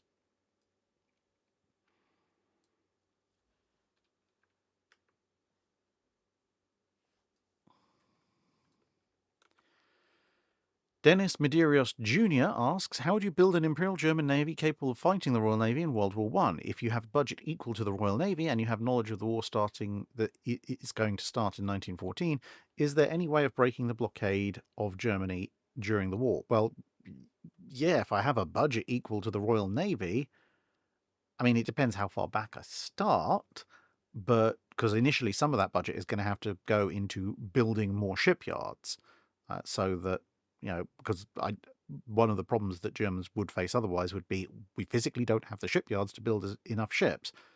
But if, say, you start in the mid-1900s, increase the number of shipyards you have available, and now I still have a budget equal to the Royal Navy, then, yeah, I mean, then I can theoretically, since the Royal Navy's helpfully reset the capital ship race to near enough zero with Dreadnought, at that point I can keep up with the Royal Navy. And in fact, I can probably do better than the Royal Navy, because the Royal Navy it also has to build large numbers of ships for its overseas empire.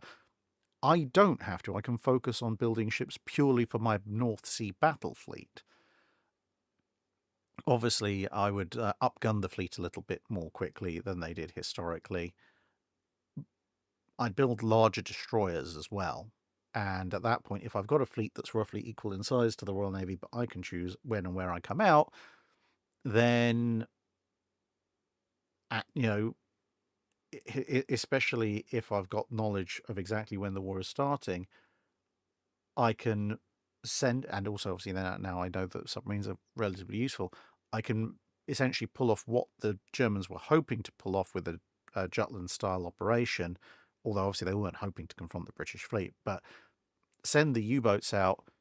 They launch the operation shortly afterwards, so I actually get some warning from the U-boats, and now I have a fleet that's, either of a similar size to the British, or perhaps actually slightly better laid out and designed, because it is a pure North Sea battle fleet. I can sail out and go, yeah, come at me. I'm fairly confident I'm going to win this. I mean, there wouldn't be many people left on either side afterwards, but I would have slightly more, which means I win. Rob Smith asks, we all know the Royal Navy loves names with meaning. Thus, way back at the end of the 19th century, a number of classes were built with names with meaning, and thus the class comes out. Names indicating what they did, like eraser, eroder, ablator, etc. What sort of ships were they, and how successful would they have been? Years later, during World War II, the Royal Navy decides that these names were just too good not to reuse. And again, what kind of ship would this new class be, and how successful would they have been in that war? Oh, right, I see. Okay, so this is a hypothetical class with names like eraser, eroder, and ablator. What kind of ships were they, and what would they have been?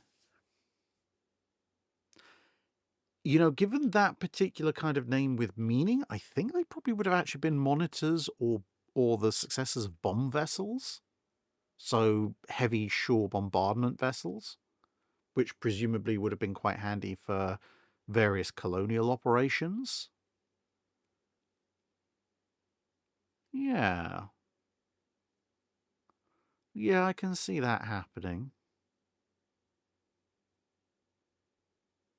Because they'd make really good colonial vessels for the late 19th century.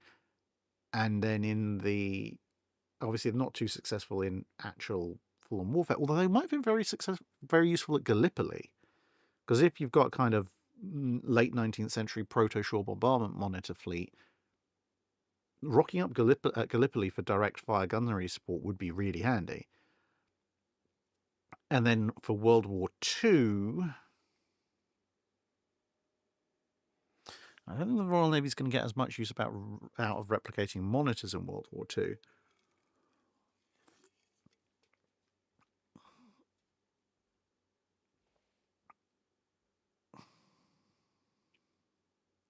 I mean, given the names and mission purposes, I think if they were to build that kind of thing in World War II, that might well be, if they are going to use these kind of names, that might well be the kind of stuff they give to the 9.2-inch hypothetical supercruisers, because this is exactly, those descriptive names are exactly what they're supposed to be doing to cruisers.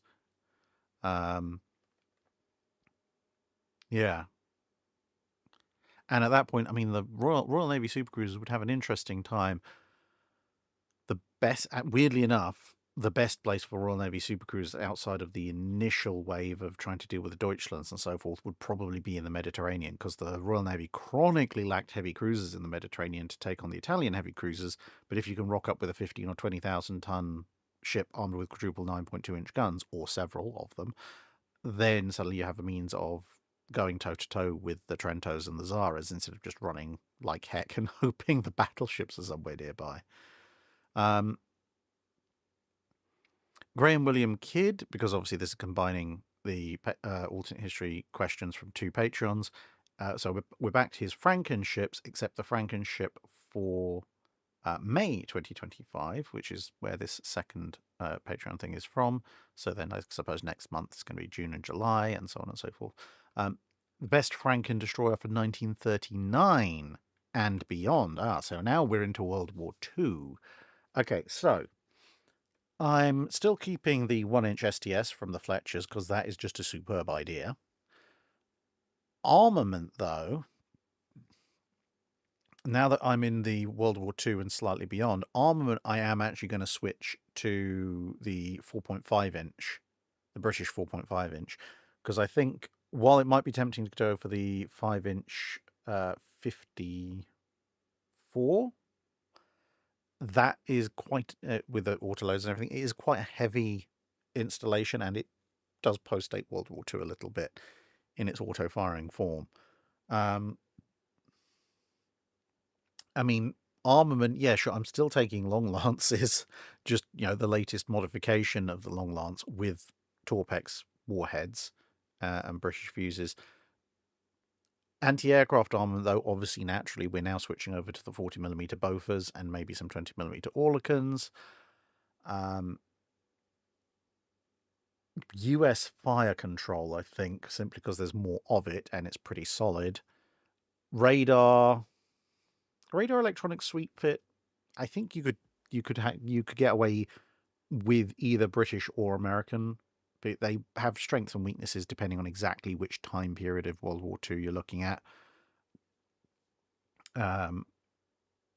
Machinery wise,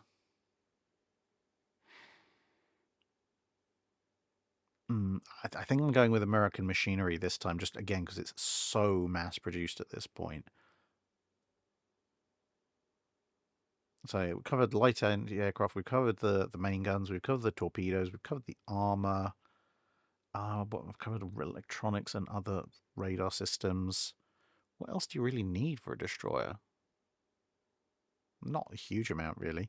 Oh, although I would probably stick all of this on something like a French Mogador scale hull, just to give myself ridiculous amounts of reserve displacement to put even more anti-aircraft systems on as time goes on, and also because those hulls look pretty cool.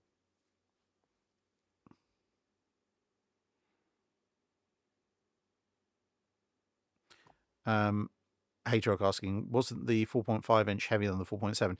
Depends on the mount, but yeah, kind of. But I'm thinking in, since we're talking about World War II, I'm thinking about, late war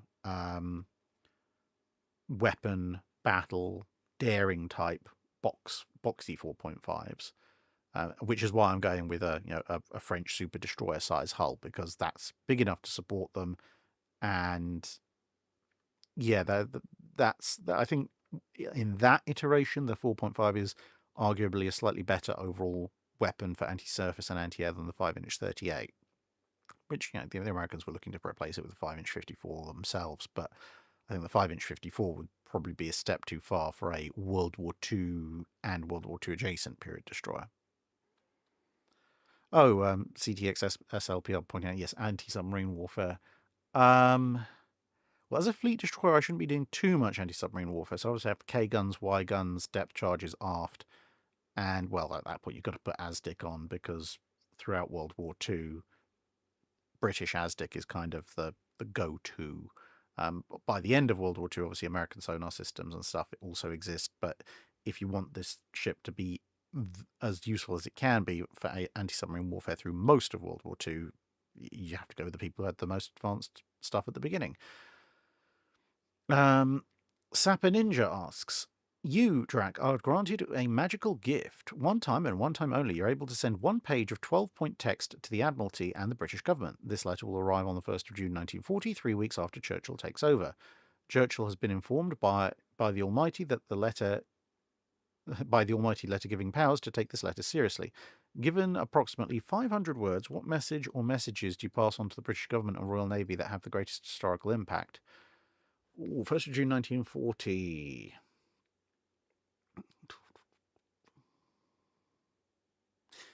Darn, this is after Norway, or after the main part of the Norwegian campaign, so I can't warn them that, hey, the Germans are going to invade Norway. You should probably do something about that because, well, they've kind of already done that.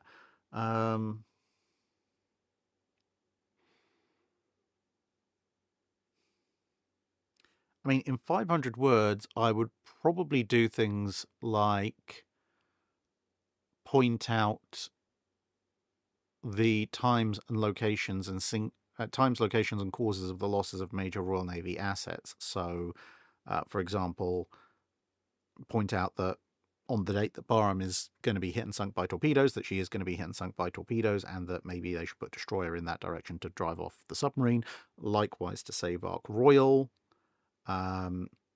Obviously, for Battle of Denmark Strait, I would say, okay, when Bismarck breaks out in May 1941, tell Tovey to take victorious King George and King George V, along with Prince of Wales and Hood, and lead from King George V, going first.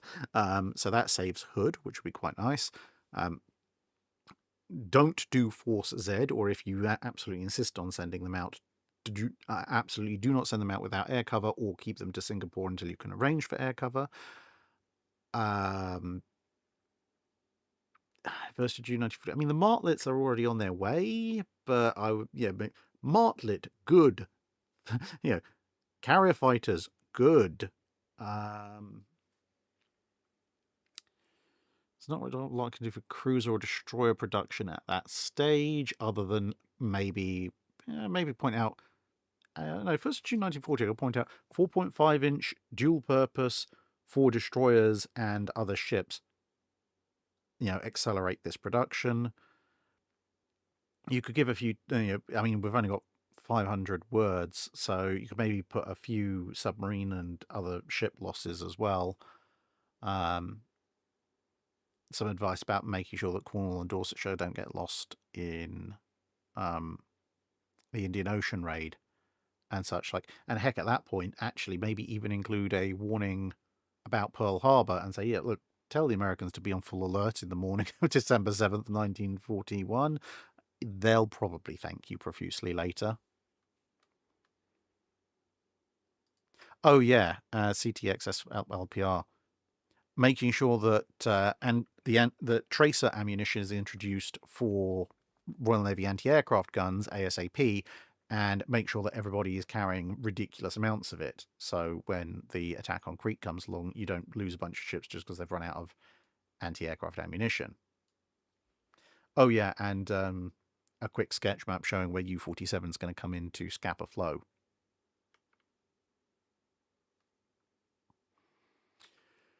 Red Ranger asks, if after the Washington Naval Treaty the Australians turn around and say, I'm sorry, I don't remember signing that, upon receiving orders to scuttle HMAS Australia, and then in an act of spite start aggressively expanding their naval infrastructure to facilitate a 1935 modernisation that would make the Italian programme look like a conservative refit, what would the political reaction be from the various signatories? And as a side note, what might Australia have looked like after said ship of Theseus treatment? I really do like Australia refits.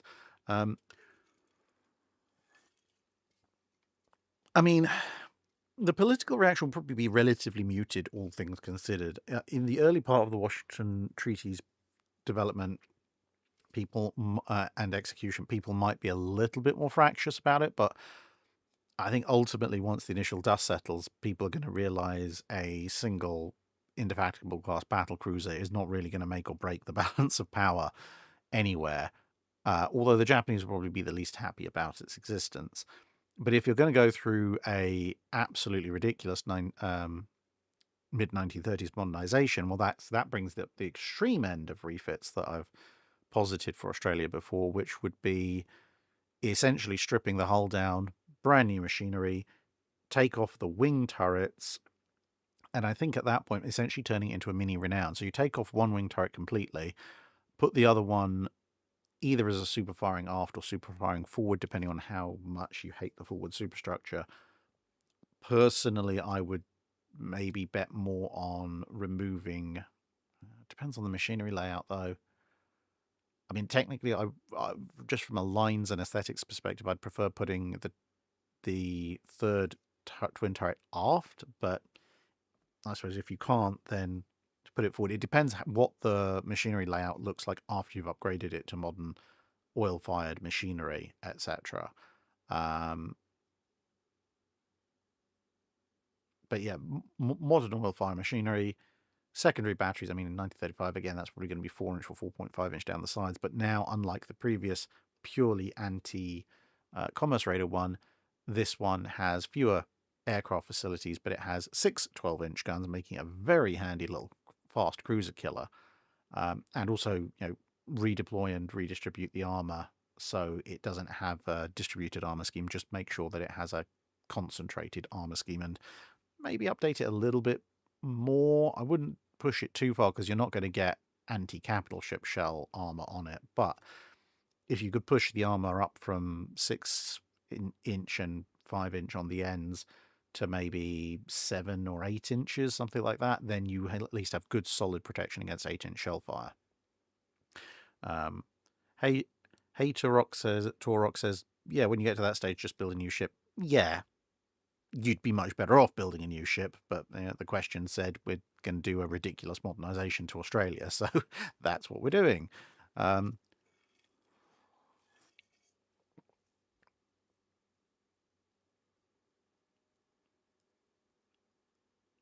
So we've got 6 alternate history questions left from the Patreon list, and then we're going into Super Chats. We're not doing too badly for time, given the sheer number of questions that were in this one.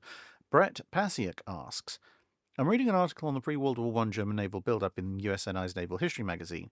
If you were turbits and blessed with a Kaiser open to suggestions, how would you have developed the pre-World War I German Navy? Would you have focused on a Mahanian battle fleet, U-boats and commerce raiders, or given the money to the German army as an extra 2 corps that would have been made available, could have enabled successful completion of the Schlieffen plan with the rightmost Pomeranian grenadiers wetting their feet on the Channel beaches?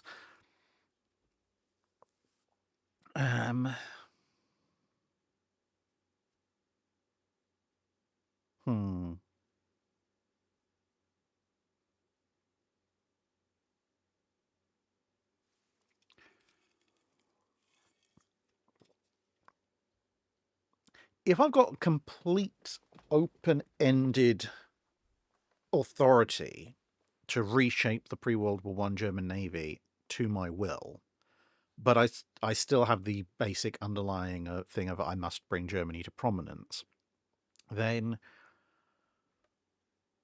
I would actually lean into one of the Kaiser's suggestions, because the Kaiser, as you might have figured from the video I did on the design of SMS Beluga, the Kaiser was a little obsessed with the fusion warship, kind of the fast battleship before it was called the fast battleship.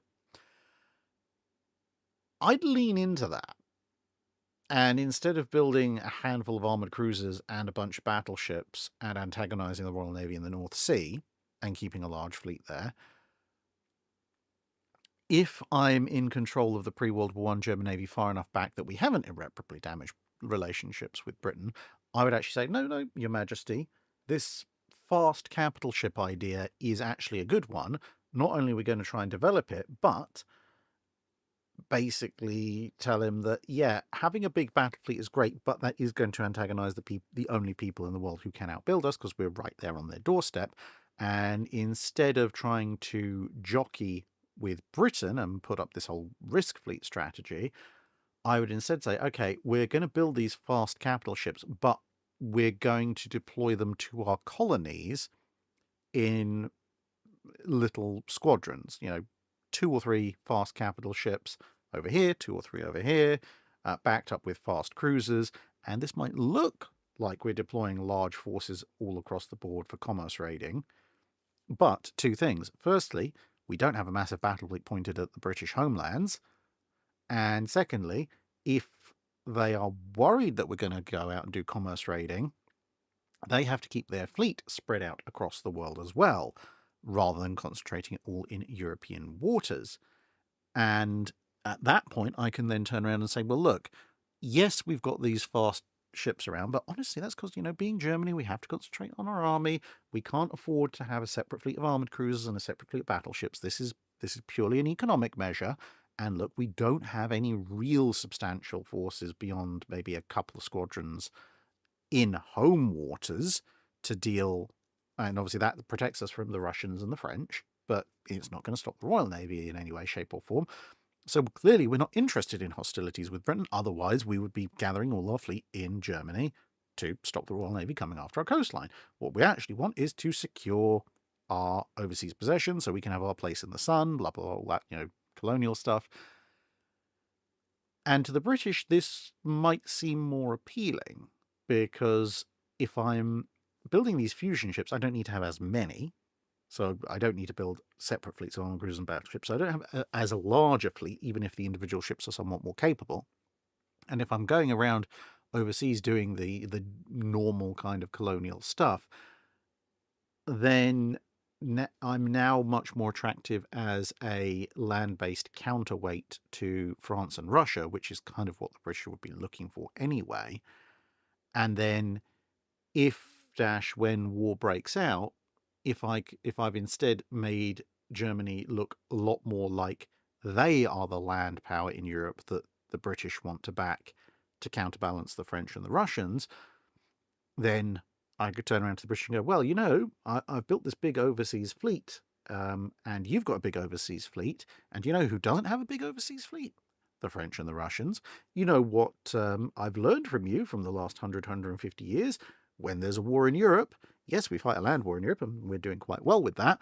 However, we go and seize everybody's colonies. So between me, the British, and the Japanese, we just go out and nick every single French and, well, the Russians don't really have many overseas colonies. We'll nick all the French overseas colonies, because that's traditional. And I, obviously, because I'm the one with a whole bunch of big, fast capital ships, I target the best ones first, which greatly expands the German overseas empire, and then gives me further excuse to go, hey, look, nice, big, fast overseas fleet guarding nice, big overseas German empire. Honestly, not a threat to you in Europe, Britain. So, yeah, we're not directly competing with you, but we like having our little overseas empire here, and please leave us alone. That would be my way of doing it. You avoid having to execute excuse me, you avoid having to get pulled into World War One as historically, essentially by switching sides.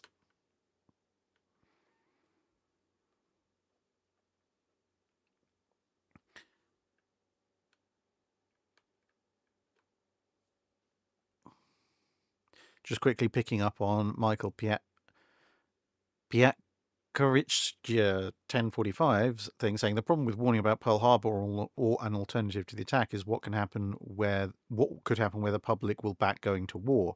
Where will the line be when it when America goes from being the aggressor to Japan declaring war and we're defending ourselves? Well, the thing is, if you give the British warning of Pearl Harbor, but maybe include a quick line of, tell the Americans on the 6th of December, then fundamentally the Japanese are still going to launch that attack on Pearl Harbor. The only thing that changes is that the Americans are ready. They've got, they'll have aircraft in the air from their airfields. The ships are all buttoned up. They've all got their anti-aircraft guns engaged, etc. So it's still a surprise attack. The Japanese are still attacking without declaring war. It's still a major strike. There are going to be casualties, etc., but there's going to be a lot heavier casualties for the Japanese and a lot lighter casualties for the Americans, which means you get the Americans coming into the war because they have been sneak attacked, just without the catastrophic levels of damage that you would get with the historic Pearl Harbor. Maximus Tillman IV asks, it's May 1941, Admiral Holland is moving at speed to intercept Bismarck and Prince Eugen. Unfortunately for the Royal Navy, the same storm that sent the Nimitz back in the final countdown has caused the German heavy surface units to be replaced by their Japanese equivalents. The battleship Yamato, assuming that it's been completed a few months early, and the heavy cruiser Tone.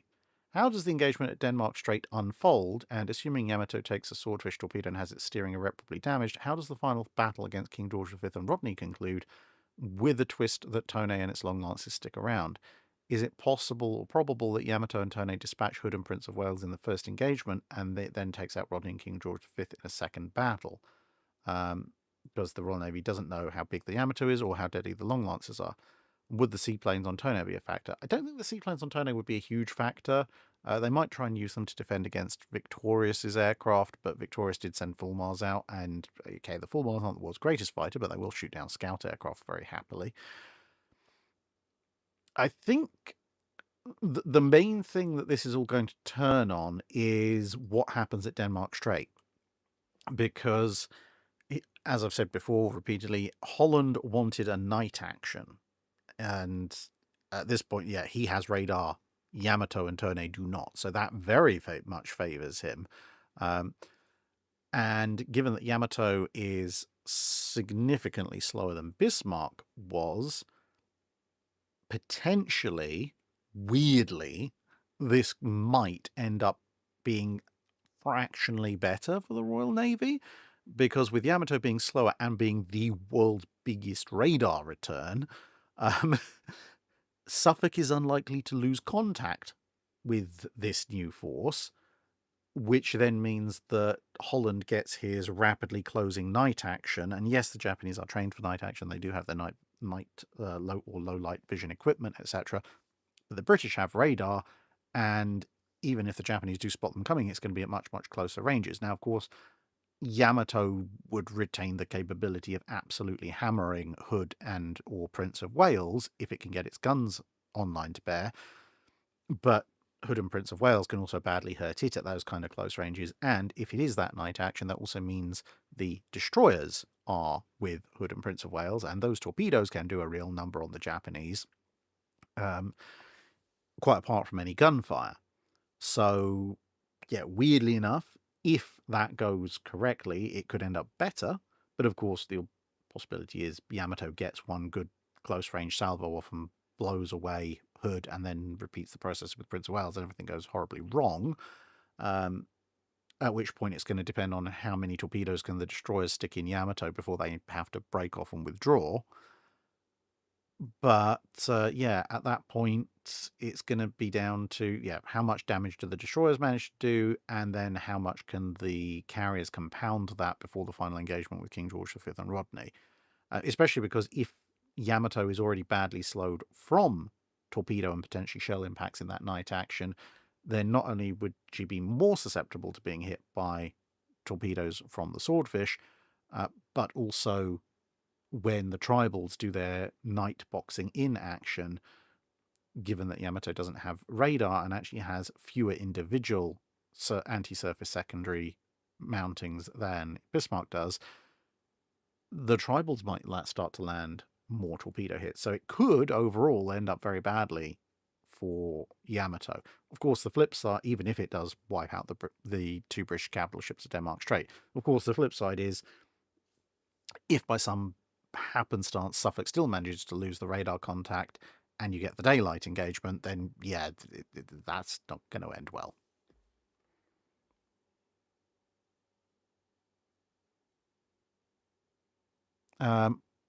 Graham W. Kidd, I'm just picking up this super chat because it is relatively important. He says, how are we on track for catching up with the live streams backlog? And when do you see us being caught up? So this set of questions is from May. So then February is going to be June and July. March is going to be August, September. April would be October, November. May would be December, January, i.e. the questions that were submitted relatively recently. June would be this month and March. July would be April and May. August would be June and July.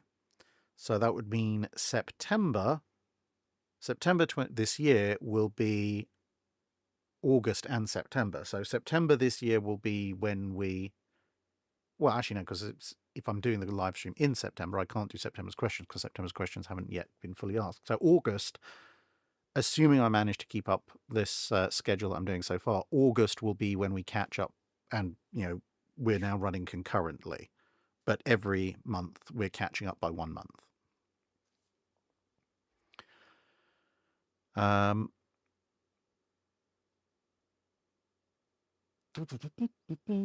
All right, so 1, 2, 3, 4 remaining alternate history questions before going on to super chats. ACC, the gods of naval spacetime have come down and named you admiral for the upcoming best of 3 series of battles. You're given a generous but not unlimited amount of resources and a short time to take any museum ship in the world, restore it to fighting condition, train a crew of volunteers from your audience, and take the ship into one-on-one combat with a peer opponent. What ships do you choose with a prep window of 3 months, 6 months, and 1 year? Ooh, okay. Now, I like this one because one-on-one combat with a peer opponent. So it actually doesn't matter what size of ship I take because it's going to magically generate a peer opponent for me rather than facing off against something weird like a modern ship or something massively outsized. So with 3 months prep time, I'm going to take USS Constitution because, hey, she's in the water already. She can sail under her own power. Essentially, I just have to go, okay, how many of you know how to sail a ship? And who else wants to man the guns? Because, yeah, training to operate cannon is certainly 24-pounder long guns. I mean, it's not simple, but it's not the world's most difficult thing either. So, yeah, with 3 months prep, we're going to make Constitution combat capable. With 6 months...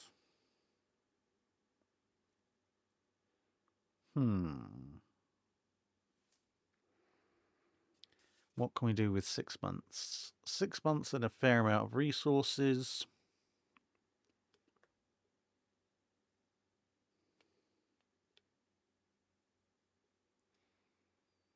Just trying to think, ships that are in harbour that actually, because with 6 months we need to have a museum ship that's in the water.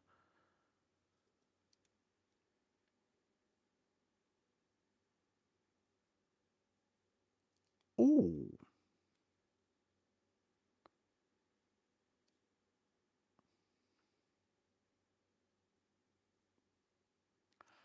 Okay. 6 months, since she is in the water and we would have to spend most of the time just working on the engines. That's still a lot of work. 6 months, we're taking Georgios Averoff out. Mostly for the absolute hilarity of trying to sort out, I really want to see what the random gods of naval spacetime are going to come up with to fight the Georgios Averoff thing. And which armored cruiser are you magicking out into existence? Or heck, do we get to fight an Ottoman battleship again? And then with 1 year's prep time, I'm bringing New Jersey back online. Purely because, okay, with a year and a lot of resources, we might just about be able to get sort of moving again. And in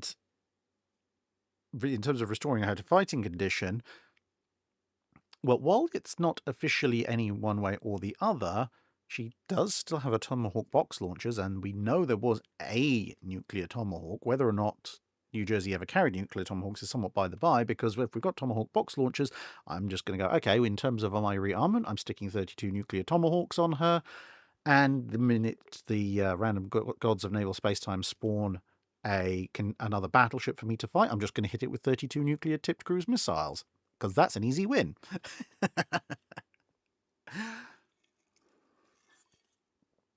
Yes, the wooden American Constitution.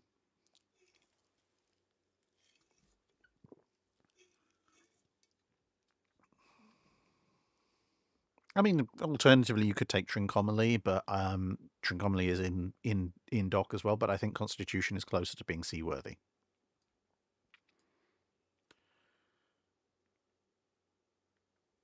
Dr. D.M. Platt asks, 5 people are chosen for a game of telephone with naval codes.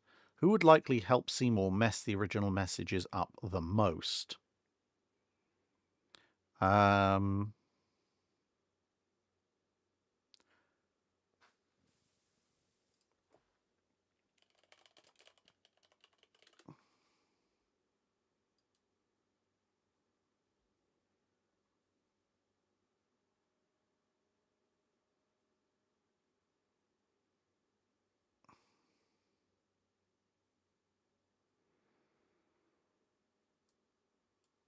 I would probably go with Villeneuve. because he'd be changing his mind every 5 minutes about what everything said. Admiral Lestock, who, because he just doesn't want to fight and would probably hold off on even sending messages and probably deliberately garble them. 5 other people.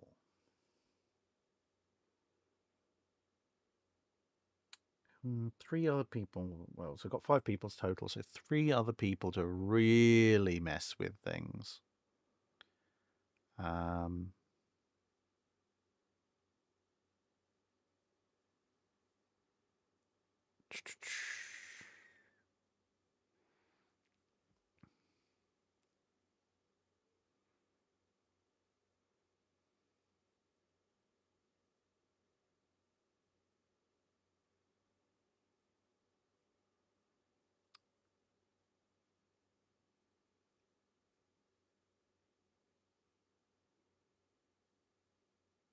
I know this might sound harsh, but given his actual performance, I'm probably going to take Callahan, because he'll issue completely contradictory and unfollowable orders at the very last possible moment. And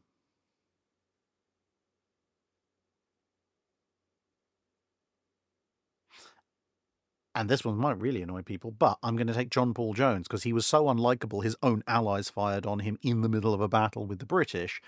So most people wouldn't pay the blindest bit of attention to what he said anyway. Obviously Seymour is there. Oh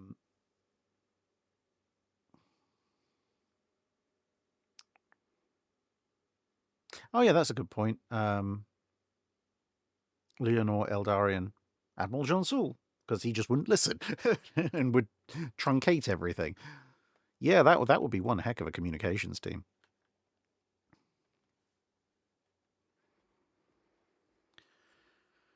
Rob Smith asks, the Royal Navy, Royal Canadian Navy, Royal Australian Navy, and US Navy each have a destroyer with the same name, apart from national prefix. These ships are under the command of their respective navies' most aggressive and competitive destroyer captain, and the most competent and aggressive and competitive crew available to that nation. These ships are the very cream of the crop when it comes to destroyers. What would the common name be, and what classes of destroyer would be represented? Further, these 4 ships gang up on some unfortunate much larger ship, and what type of ship would be the largest certain victim? And what damage would be done to the bars when those destroyer crews arrive in port to celebrate? Okay. Well, for the Royal Navy, Canadian Navy, and Australian Navy, that's fairly easy. They're all going to be tribal class. For the US Navy, given their surprising rate of survival, I mean, perhaps not surprising given their design, probably a Fletcher. What name? I mean, the problem is going to be the Canadian, Australian, and British navies all coordinate on names to avoid repetition, but assuming that they have this weird obsession with maintaining independence and end up all choosing the same name at the same time.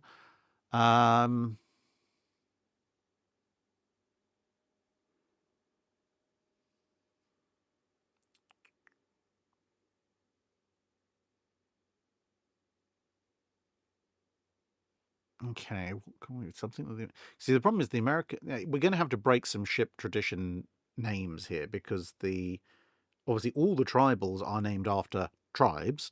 Whereas the Americans go for the names of people, and the various tribal names that mean things to the Royal Canadian, Australian, and Royal Navies aren't going to mean much to the Americans, and American medal winners aren't going to mean much to the others. So we are going to have to go with an off the wall name. It also can't be a capital ship name, because that would be a bit silly.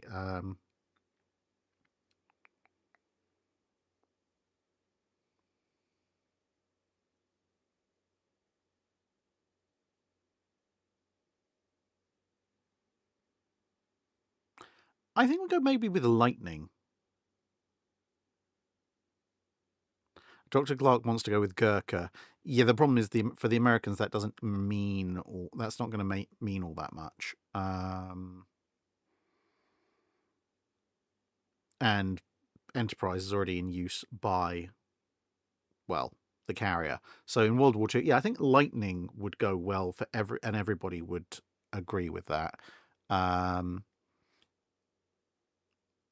As I say, so it's going to be 3 tribals and a Fletcher. And I mean, with that many torpedoes, assuming that the Commonwealth ships lend the US Navy some actual working torpedoes, I mean, they could take on pretty much anything. I mean, 4 destroyers, especially in a night action, all equipped with radar, if they're all incredibly heavily aggressive and actually going in more for the kill than for the containment, I think they could charge down pretty much any single ship and take it down. Because, I mean, heck, if the slightly confused and bewildered grab bag of destroyers that Callahan commanded could charge up down Hiei to the point where that they're mowing down her superstructure with their anti-aircraft guns, I'm pretty sure these 4 would very happily take on a battleship, even if 1 or 2 of them take hits, and just basically point blank dump torpedoes into them.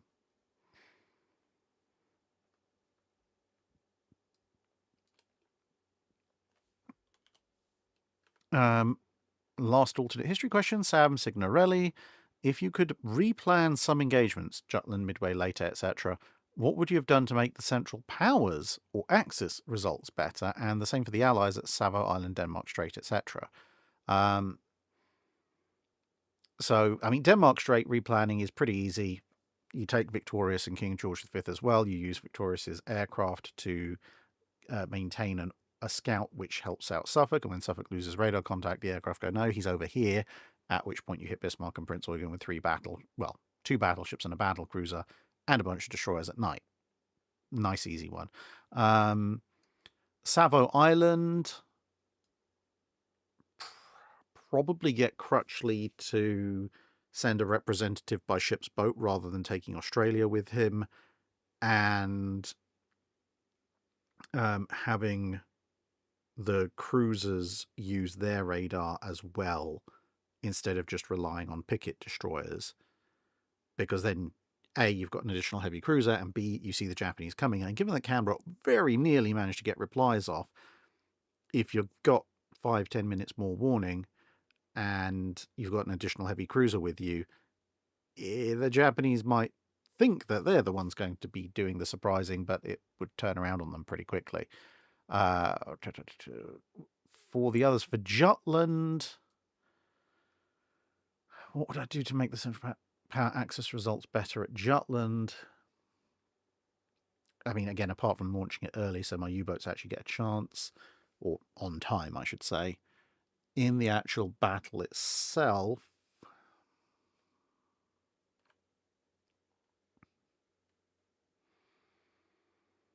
well, I don't have any additional battle cruisers I can put with first scouting group.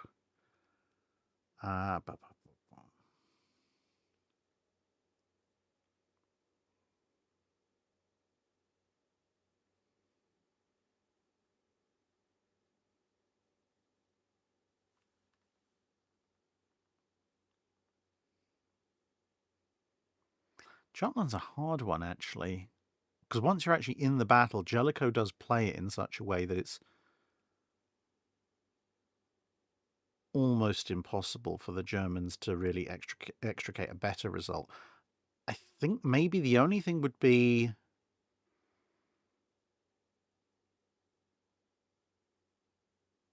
maybe to try and charge, instead of vaguely following the battle cruisers, which you kind of end up with this position where Jellicoe's able to cross your T. Maybe instead press on after 5th Battle Squadron, because 5th Battle Squadron was aiming to join up with the rear of the Grand Fleet, whereas Beatty takes his battle cruiser trying to join the head of the Grand Fleet.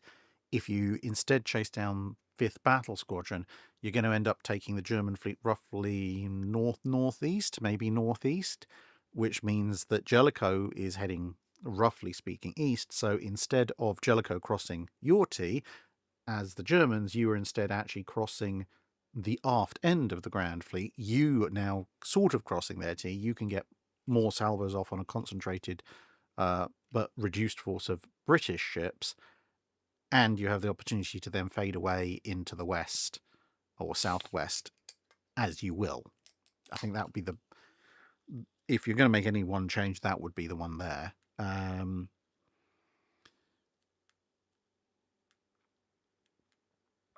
Then Midway. Again, with each of these, I'm just assuming we make one major change. Midway, slap Nagumo upside the head and tell him that there are American carriers out there and he should focus on having a anti-ship loadout for his aircraft. Midway's still going to be there, but if he doesn't get his anti-shipping strikes out and significantly improve his scouting, he won't be. So, yeah. I mean, even if the American strikes still wipe out the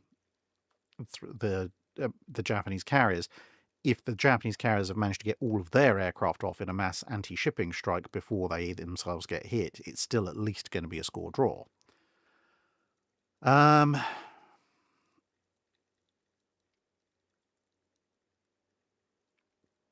Leyte. I mean, by the time you get to Leyte, there's not a huge amount you could really do for the Japanese Navy, because you just don't have carrier arm anymore. So the decoy force is still going to be the decoy force.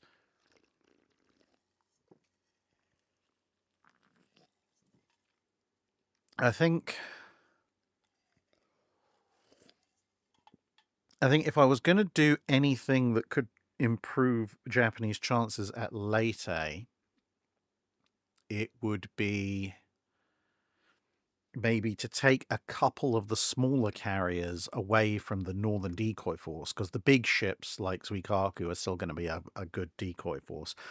Take away a couple of the smaller ships, the smaller carriers, stock them purely with fighters, and put every single at least halfway veteran fighter pilot I've still got on those ships and send them with center force, basically to give center force a degree of air cover. And who knows, it might save Musashi at Sibuyan Sea.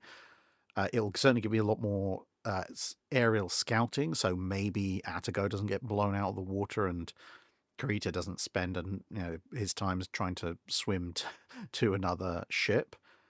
And that means I have more forces and a somewhat more rested commander going into the center force, and maybe also just tell Kurita, look, at this point, don't stop for anything. Just plow straight onto the landing zones, and if you don't come back, you will have at least gone down in glory in a way that is, in keeping with the traditions of the Japanese Navy. Don't do this kind of, well, we kind of maybe attacked them and then we didn't.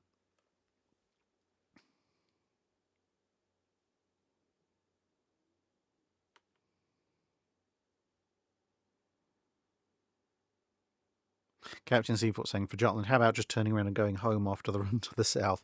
I mean, potentially. The only potential issue with that is that the Admiralty might still intercept the signals and work out where you're going, or Jellicoe just follows you. Because you've got to remember, if the Germans withdraw, they are still limited to 17, 18 knots with their pre-dreadnoughts, unless they want to cut them loose and leave them behind. Nassaus as well, for that matter. And so if Jellicoe decides to pursue, either you get slowly overhauled or you have to throw your older ships at Jellicoe to get the bigger ones home. So now we're on to pull up the relevant bits and pieces. Why is Teams still open?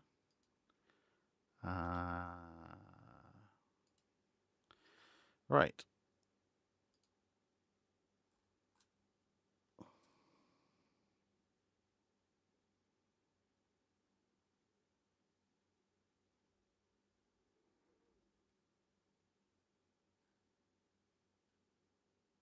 Right, okay.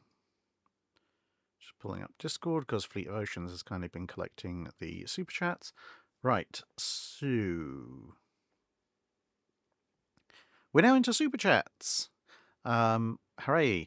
So Class A Cornate left a whole bunch of super chats right at the beginning, which fortunately I have. So, what if there were two Hawkins class at the Battle of the River Plate instead? That is probably not going to end so well. I mean, yes, 7.5-inch guns probably can do not quite as good a number, but a reasonable number on Graf Spee in the way that Exeter's guns did. However, with only 2 targets, and, well, yeah, not particularly heavily protected targets, Graf Spee can just go, okay, 1 turret at that one, 1 turret at that one, and doesn't have to worry about switching fire back and forth and back and forth and back and forth. And also the Hawkins class obviously don't have that many guns. So I think Graf Spee probably wins that engagement, although it would be a very interesting one to fight. Hey Torok, yes, I do read the general chat as well. It's just, it goes in a sequential order. The Patreon questions, then the super chats, and then the general questions from chat. So, yeah. I mean, it's not too bad. We're not even at 10:30. We've only been going according to wherever the YouTube little timer thing has gone. We've only been going 2 hours and a quarter. So yeah, we're almost certainly getting on to general chats soon. And of course the chat is archived. This is the thing, when people ask decent questions, they do end up being covered eventually. It's just, I have a very, very, very, very long list of things to cover. Anyway, other questions from Classic Connect. How is the Greek Fire R&D going? Too well. That's all, you know. I mean, people like Dr. Clark, etc., spoken to me in person will know what I mean in detail, but yeah, currently, I would say I'm 95, 98% happy. I've managed to recreate a Greek fire formula that does exactly what the accounts about Greek fire talk about in terms of sticking to things, auto-igniting on water, etc., being really difficult to put out, and yeah, generally being an absolute pain of an incendiary. The problem, and also you all use materials that either definitely or at least plausibly theoretically would have been available to the Byzantines at the time. The problem is it's an almost inextinguishable, sticky, very loud poison gas producing incendiary liquid.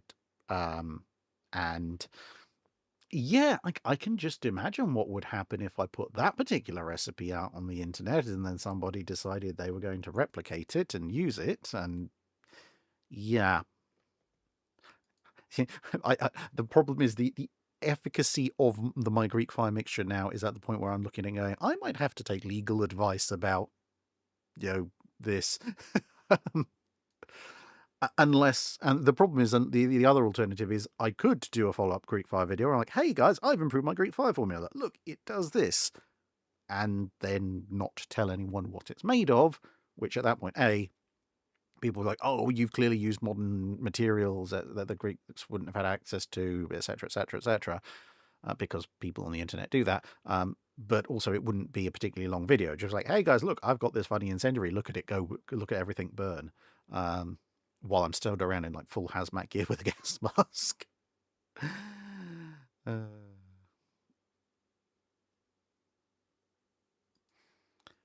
Also, I think if I burn the house down, my wife would not be very happy. The Hawkins versus the Furutakas, with the Furutakas as built. I think a Hawkins class would beat an as-built Furutaka. While the Furutaka is a slightly later design, it does suffer from the glass cannon syndrome that a lot of Japanese ships around that time tended to. So I think the Hawkins overall would have a slight advantage, especially considering, of course, being an as-built Furutaka. While they do have torpedoes, they aren't long lances or anything close. Dreadnought versus 2 Spheria. Ooh, that's a nasty one. Depends where the fight is taking place. Out in the open sea, Dreadnought could exploit its greater speed and greater individual firepower to pick off one Spheria and then another.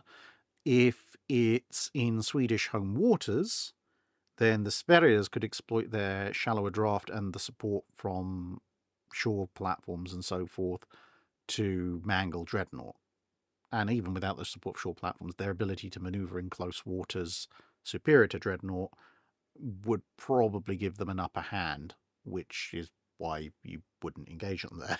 I mean, that's kind of exactly what they're built for.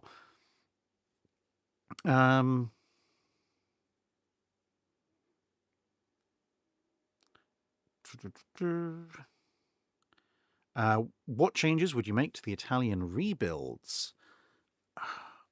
I mean, honestly, possibly slightly controversial one. I'd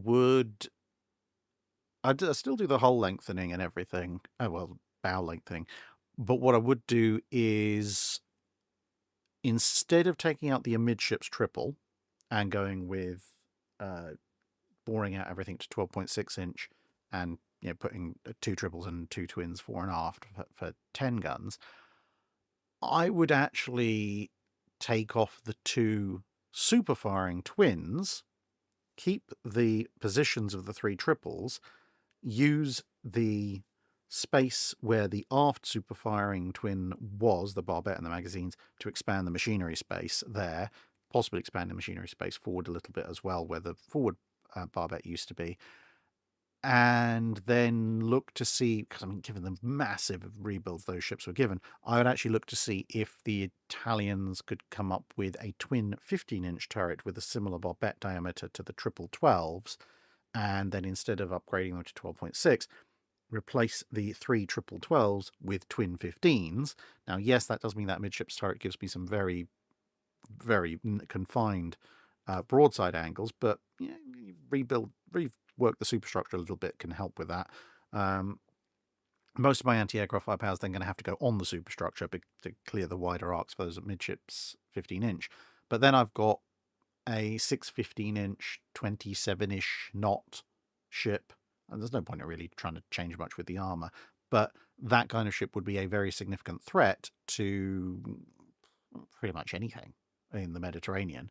Yeah, it's not got quite as many guns as most things, but it's faster than a lot of things, and those guns will hit very hard. Hater pointing out they needed the central space for the boilers, etc. Yeah, but in this case, I'm freeing up the twin turret magazine spaces fore and aft. So instead of having one big central machinery space, you kind of have all your boilers forward of the amidships turret and then all of your turbines aft. So you still get more space, just in a different location within the ship. HMS Edinburgh versus St. Louis.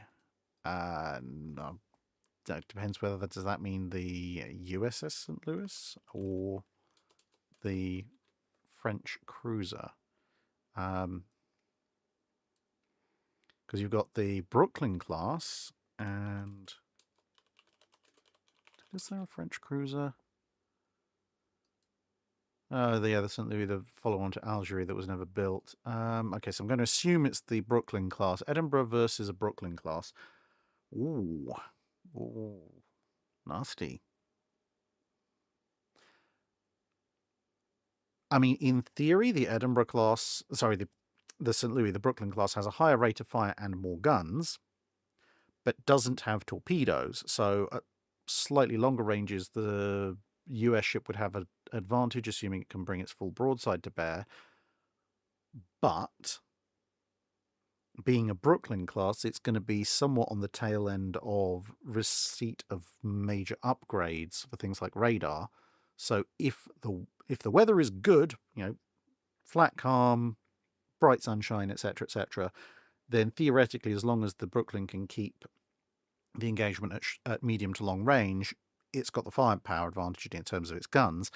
If it's confined waters, or the weather is bad, or it's nighttime, or whatever, then Edinburgh, being the more modern vessel, will have, more, for the time it's in existence anyway, in the early part of the war, will have more advanced radar, torpedoes for short-range use, and etc., and therefore will probably have a greater advantage. Plus, it might also have a slight margin in that, because it's got the machinery spaces set further back, if the St. Louis concentrates its barrage on the normal aiming point, which is the superstructure, then apart from the bridge, there's actually not a huge amount of damage in that area, whereas a corresponding salvo 6-inch shells from Edinburgh would, if it hits at or near the waterline and penetrates, would actually cause some serious problems for the propulsion. Argentina joins the war again alongside Britain in October 1939, just for the glory of battle. Where do the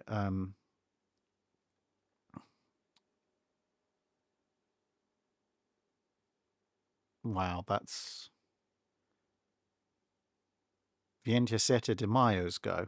That's probably the worst spelling of 27 de Mayo I've seen in a long time, but there you go. It took a while to work out. Okay, but where do the Argentinian heavy cruisers go, basically? Probably convoy escort. Because that's what Argentina is most proximate to. That will be what they're most valuable for, especially in the early part of the war, where their firepower will be reasonable even against Deutschland's. And by relieving the British from having to send counties out to those distant stations, it means the British can send those counties to places like the Mediterranean where they desperately need them, as opposed to sending Argentinian ships to fight in the Mediterranean while British ships continue to wander around the South Atlantic, which would be less of an optimal solution. In the Indian Ocean raid, if you had 4 Revengers versus the Issei and Fusos in the morning, would this scratch the big battleship battle itch? I mean, yeah, that would be one heck of a fight. That would be really weird, though, because actually, the R-class and the Issei and Fusos are their respective navies' kind of neglected red-headed stepchilds. They haven't got as many upgrades. They're a little bit old. The Japanese ships have a speed advantage and more guns. The British have bigger guns and more armor. But it would be a really interesting fight.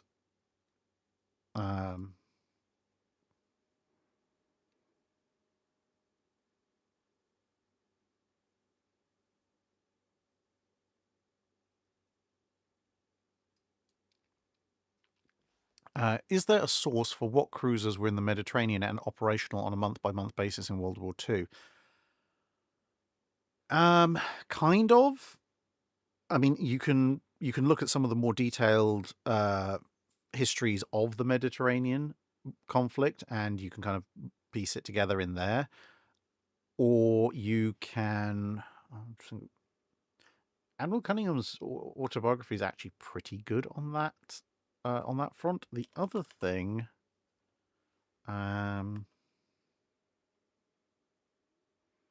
just trying to... Yeah, the other thing that you could look at is the navalhistory.net, so naval-history.net, which has a huge amount of information on what the Royal Navy was getting up to in both World War I and World War II, but it includes things, it includes the service histories for pretty much all the Royal Navy cruisers. So if you wanted to go through cruiser by cruiser, it'll tell you where it was and what it was doing. So let's take one that we know was in the Mediterranean for a good while. Penelope, we know that was there for a while. So Penelope, 1940, she's Norway, then she's under repair. Home Fleet Service. No, here we go. So there's the Italians.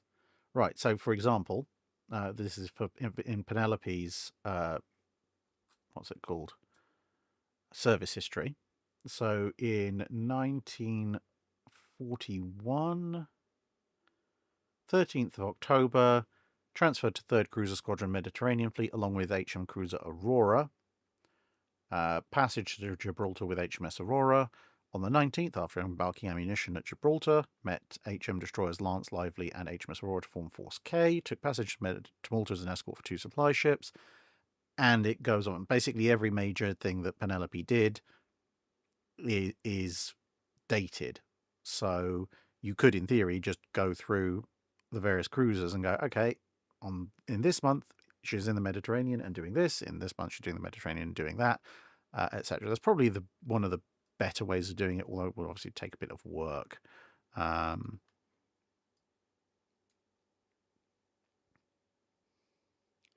but it would be very accurate work. What is the US and UK response to the number 13s? Visible confusion, because, I mean, certainly for the it depends what exactly the Americans would have built after the 1920 South Dakotas. But as far as the British would be concerned, they'd be looking at the number 13s and going, okay, so you built a ship that's not quite as heavily armed as the N3s, with much less armour. Yes, it's faster, but if it's a battleship, you're going to have to fight us at some point, and the N3s are 2-3 generations back at this point. So cool, you've made an XP pinata. I mean, they wouldn't be best pleased that the Japanese were building the thing, but they'd be partly amused by the imminent collapse of the Japanese economy, plus the fact that, to be perfectly honest, you look at the number 13s and you look at some of the designs, some of the bigger battle cruisers like the L2s, and you go, well, and the British were going, okay, we kind of thought of that a lot earlier, but if you want to build one, we'll build one ourselves, or something like that.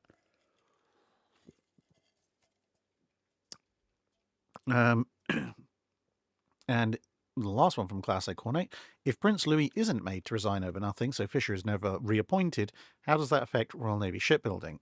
Well, I think Prince Louis of Battenberg probably isn't going to press quite as hard for battlecruiser construction, so maybe, well, actually, no, we probably still will get Renown and Repulse in some form, because they were built in part so that the private shipyards had something to build and they didn't end up suing the government.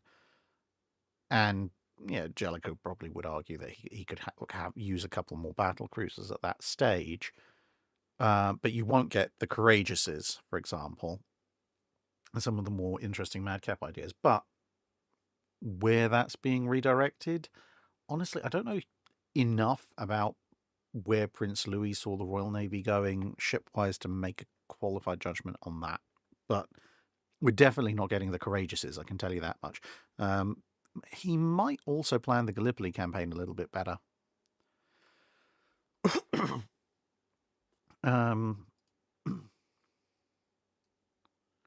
Right.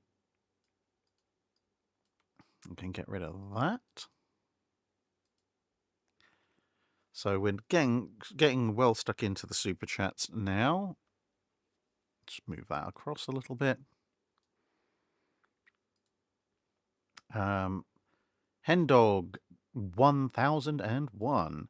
An admiral swap, but this is full chaos. Cunningham is teleported to 6 months before Jutland, but with all of his memories about Jutland erased, and Jellicoe is teleported to 6 months before Matapan with all the knowledge he needs for that time period. Okay.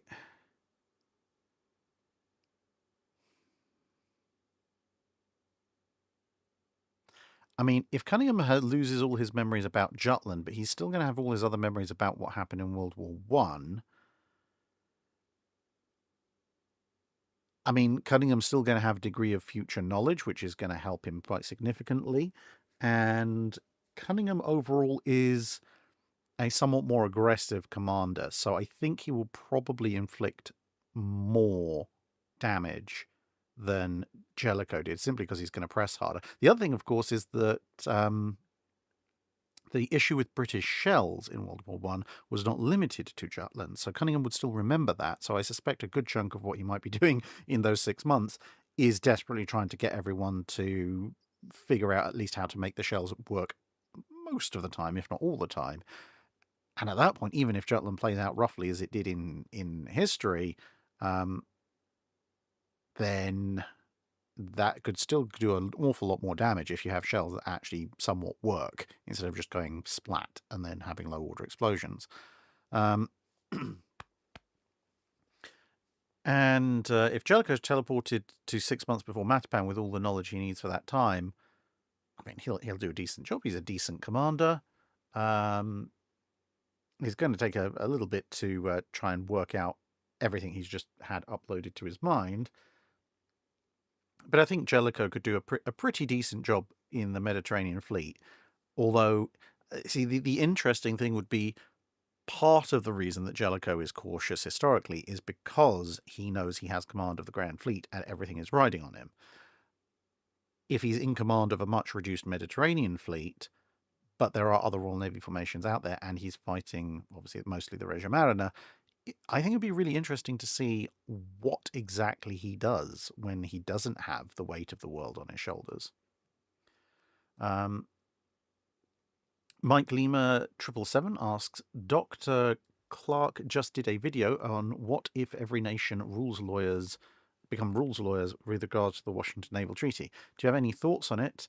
Unfortunately not yet, because it's on my watch later list. I'm about 2.5, 3 weeks behind on most of the channels that I regularly watch and their uploads, because when I see an upload, I'm like, is this one that looks interesting? Yes, if so, it goes on to watch later.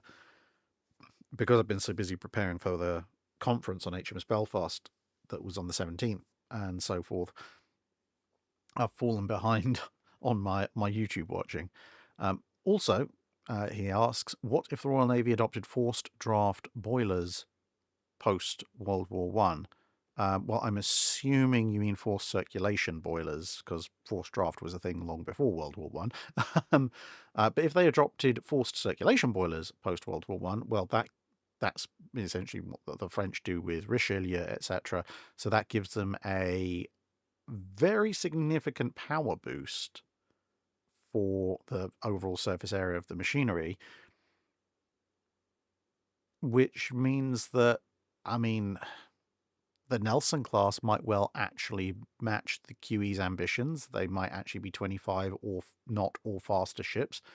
And if they know they've got that power plant, they may play around with a few things here or there, much as we'd, in retrospect, probably have preferred the F3s.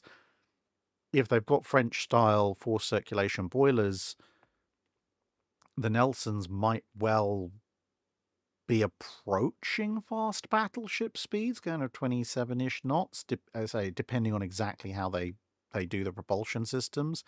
But something like the King George V's, now see, that would be interesting, because theoretically the King George V's could therefore be argued to go up to 30 knots, which in and of itself would be quite an interesting scenario. Or, given that you can save weight on the machinery, if the British are like, actually no, we'd prefer to stick to 28 knots, that would probably save enough weight so that you could keep all 3 quadruple 14-inch guns.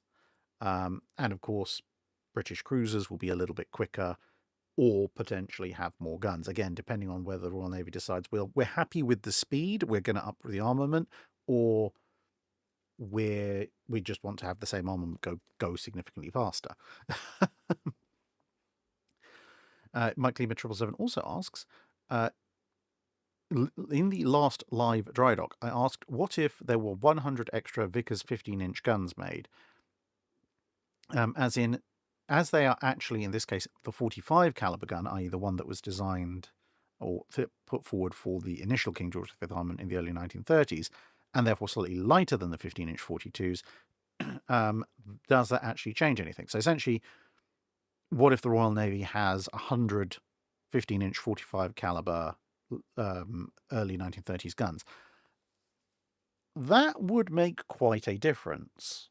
Let me just run some numbers quickly. So you've got 11 Royal Navy ships with 8 guns, and you've got Renown and Repulse with another 12 between them. So that's exactly 100 guns, not including, obviously, the monitors, like Erebus and Terra, and shore installations and so forth.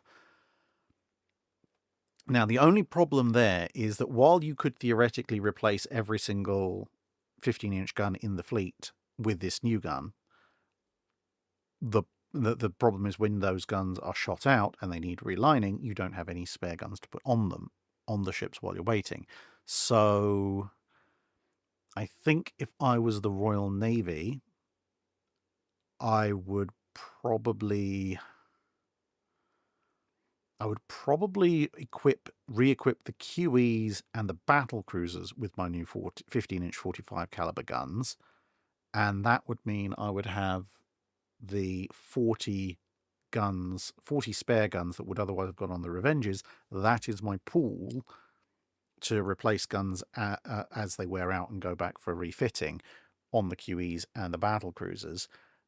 And then, of course, the Revenges have access to the ridiculous 15-inch 42 pool at that stage.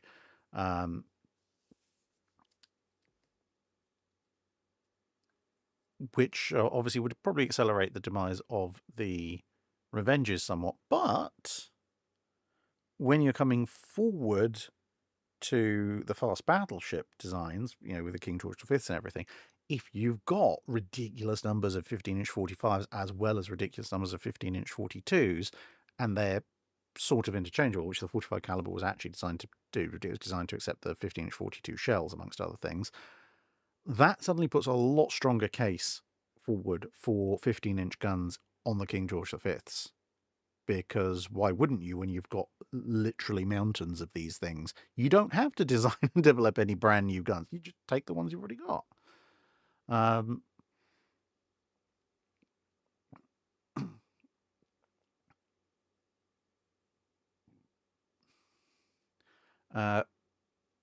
Rye to the Todd Howard asks, Drac, after 12 pints, or a madman, possibly both, builds a destroyer with only a single twin 16-inch turret, no torpedoes, no armor, no anti-aircraft guns, and a 40-knot top speed.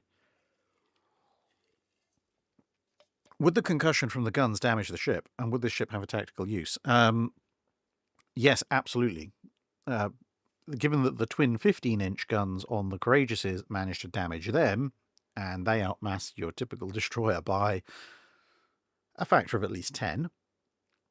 If you stick a single twin 16-inch turret on a destroyer, I mean, the first thing is the destroyer will probably just flip over and die horribly. But if you, I don't know, what would you do?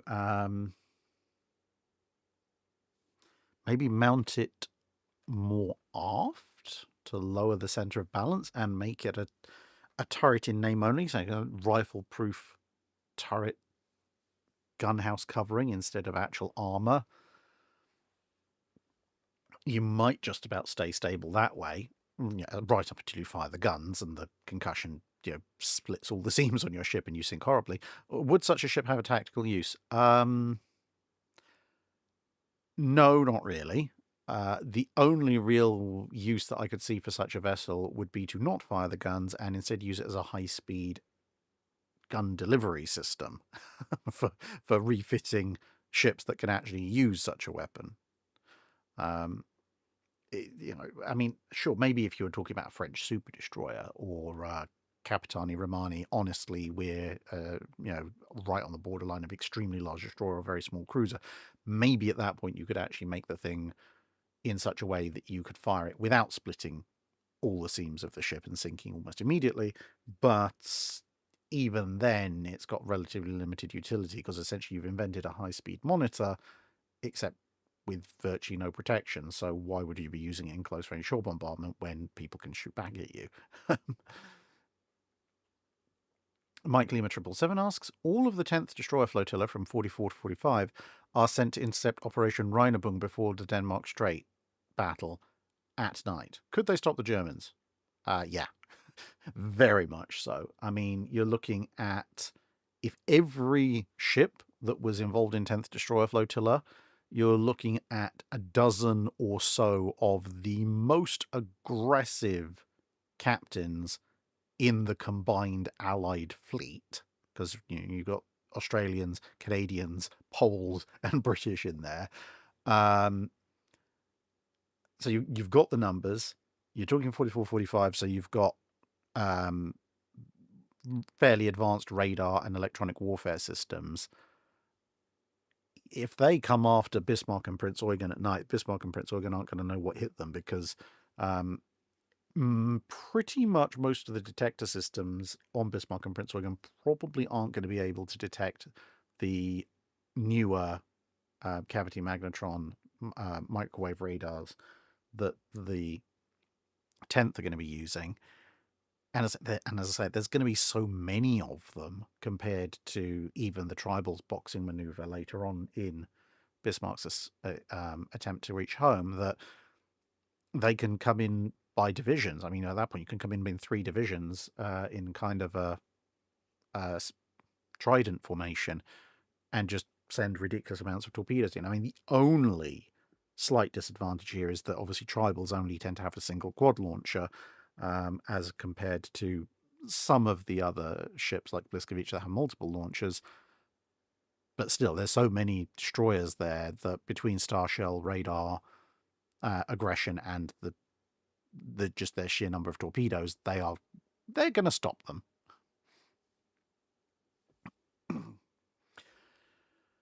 John Thomas 2485 asks, did any major naval power ever use wind jammers, steel-hulled sailing ships, as armed naval ships? A minor power, perhaps? Well, I mean, technically there's SMS Sayadler in World War I. So, if armed by armed naval ships you include armed auxiliaries and raiders, then yes. Germany, and there's a few other examples like that. But steel-hulled sailing ships are not typically used as warships normally, because by the time steel-hulled ships come along, a lot of the bigger warships are abandoning sails completely. So there's no reason to have a purely sail-powered steel ship in a navy. Except, of course, as trainers. Training vessels are technically armed a lot of the time. So maybe that, if you want to be really technical about it.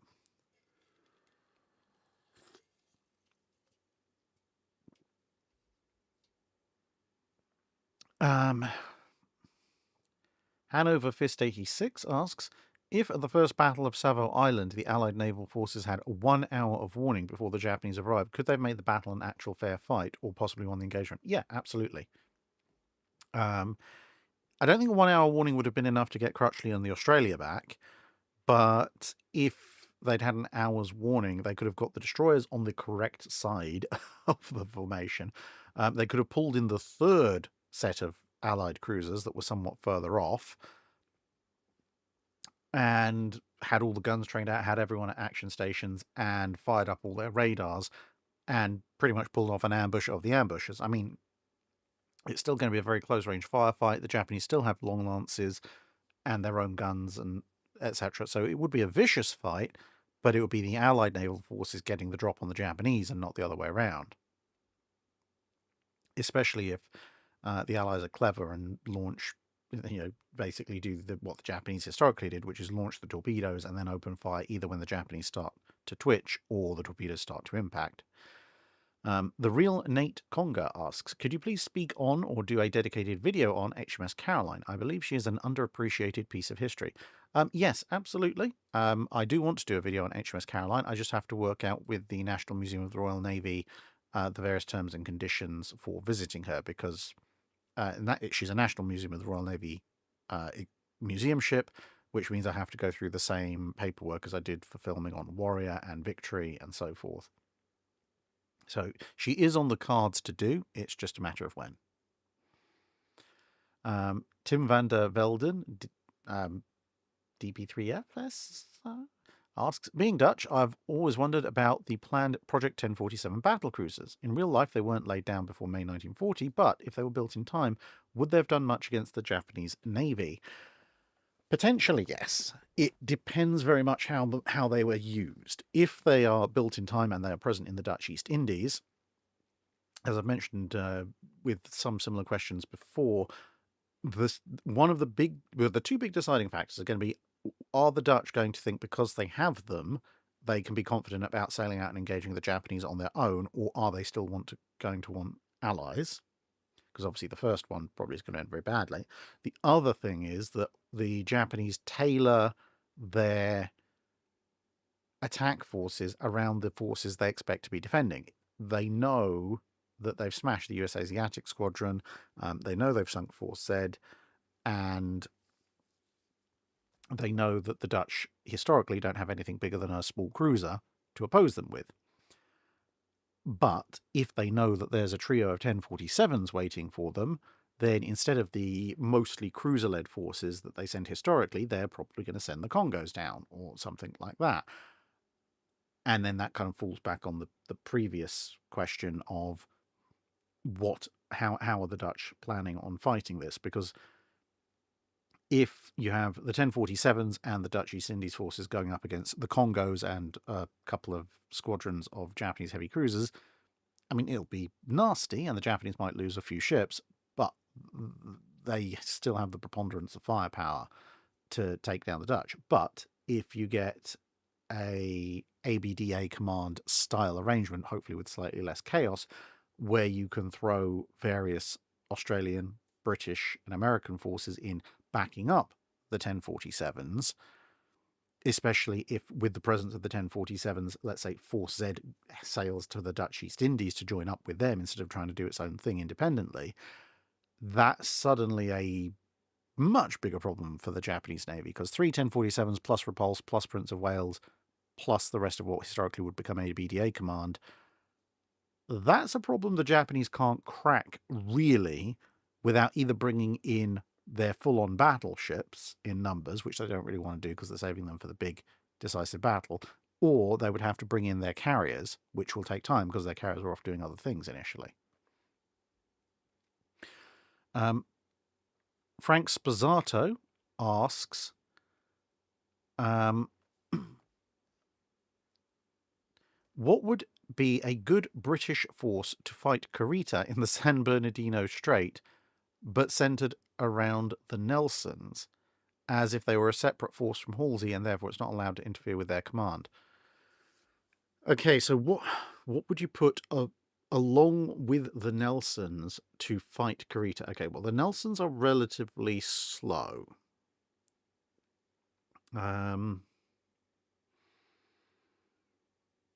So you've got Kongo, Haruna, Nagato, and Yamato, plus their various escorts. So for cruisers and destroyers, let's just say the British deploy a bunch of British and Australian cruisers and destroyers, counties, towns, wartime emergency destroyers, that kind of stuff.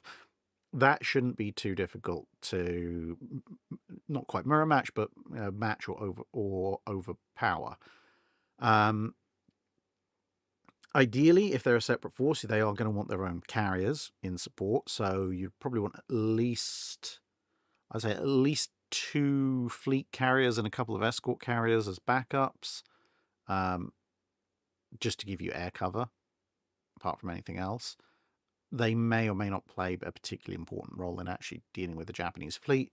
But if you're going to center them around the Nelson, so that implies that we're looking at using some of the older vessels.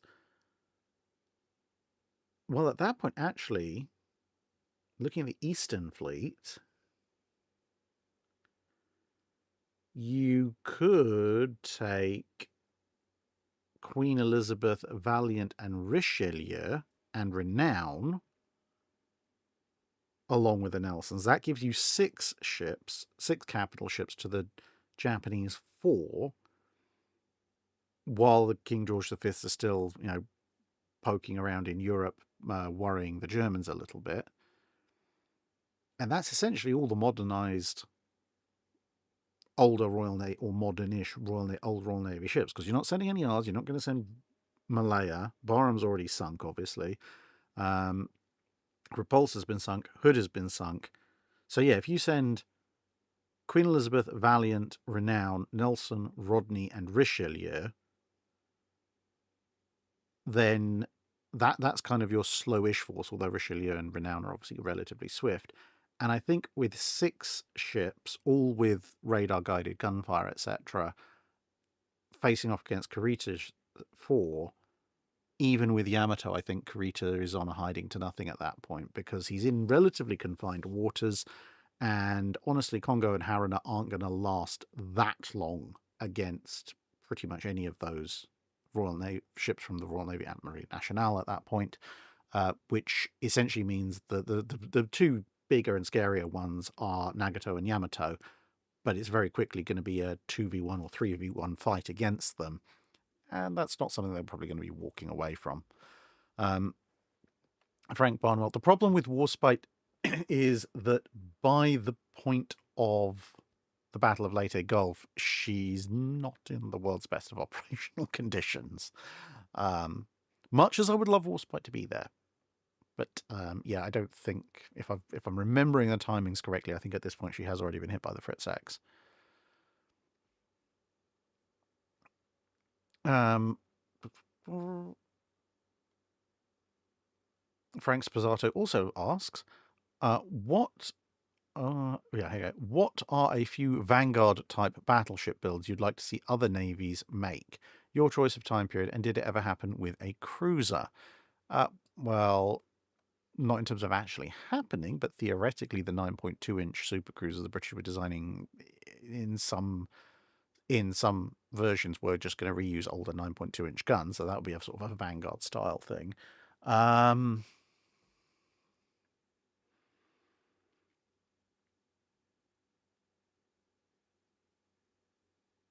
What else could you do?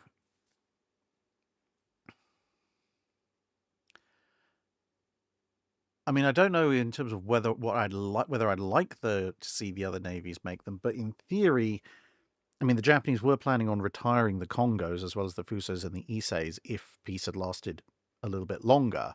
So, in theory, if peace had lasted somewhat longer and they were worried about the Congo survivability, you could perhaps see them building some kind of equally fast but considerably better protected modern hull and just transplanting the 14-inch twins onto them.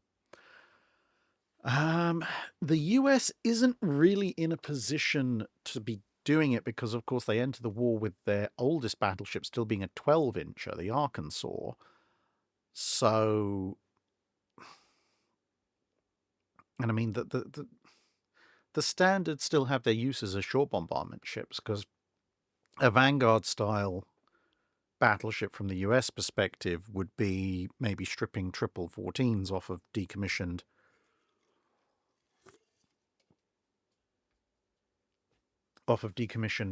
standards, but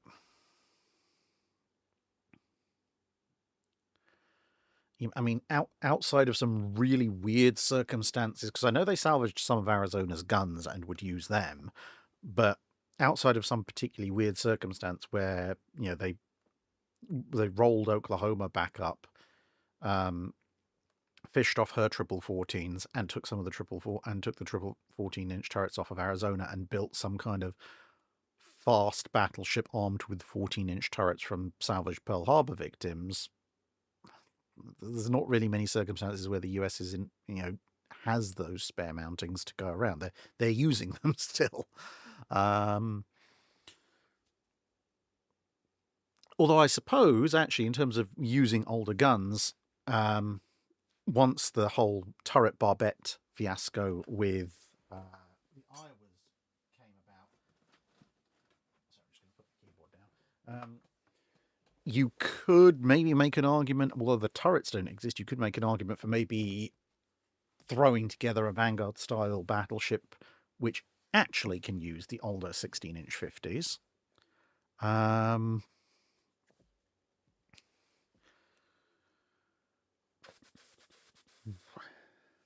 The Germans just don't have anything. That's the same with the French. So yeah, I think that would be that.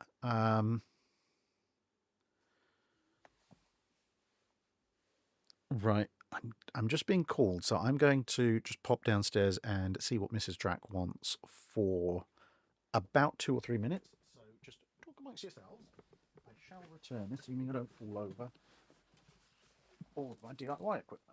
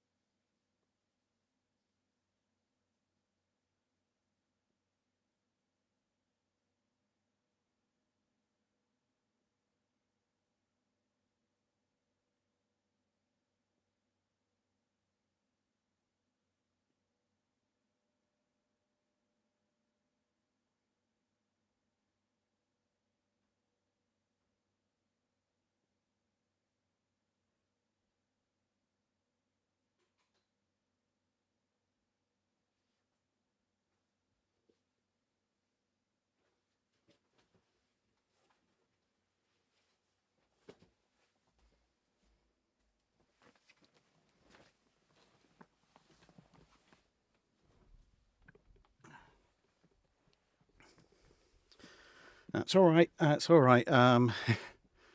The I was just being asked to say goodnight to Mini Drac, who insisted on Papa saying goodnight before Mini Drac would cooperate. And somehow, apparently, I left my spacebar running.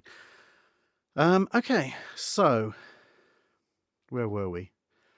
Frank Spazzato asking, where do you think Black Prince was during Jutland after Defence sank? And did the Royal Navy ever suffer a crew loss of family like the Sullivans on the Juno? I don't think the Royal Navy ever suffered as catastrophic a loss of family like the 5 Sullivans brothers on the Juno. There were cases where brothers were serving on the same Royal Navy ship. There were cases where father and son were serving on the same Royal Navy ship and were lost. But I can't recall any instances where there were 5 brothers or 5 family members on the same ship when it was destroyed. As for where do you think Black Prince was during Jutland after Defence sank? Lost. I think poor old Arbuthnot's cruiser squadron seemed to just get very thoroughly lost in the middle of the battle and just kind of all went off trying to do their own thing, mostly trying to find friendly forces to join up again with. Not that it did some of them any good.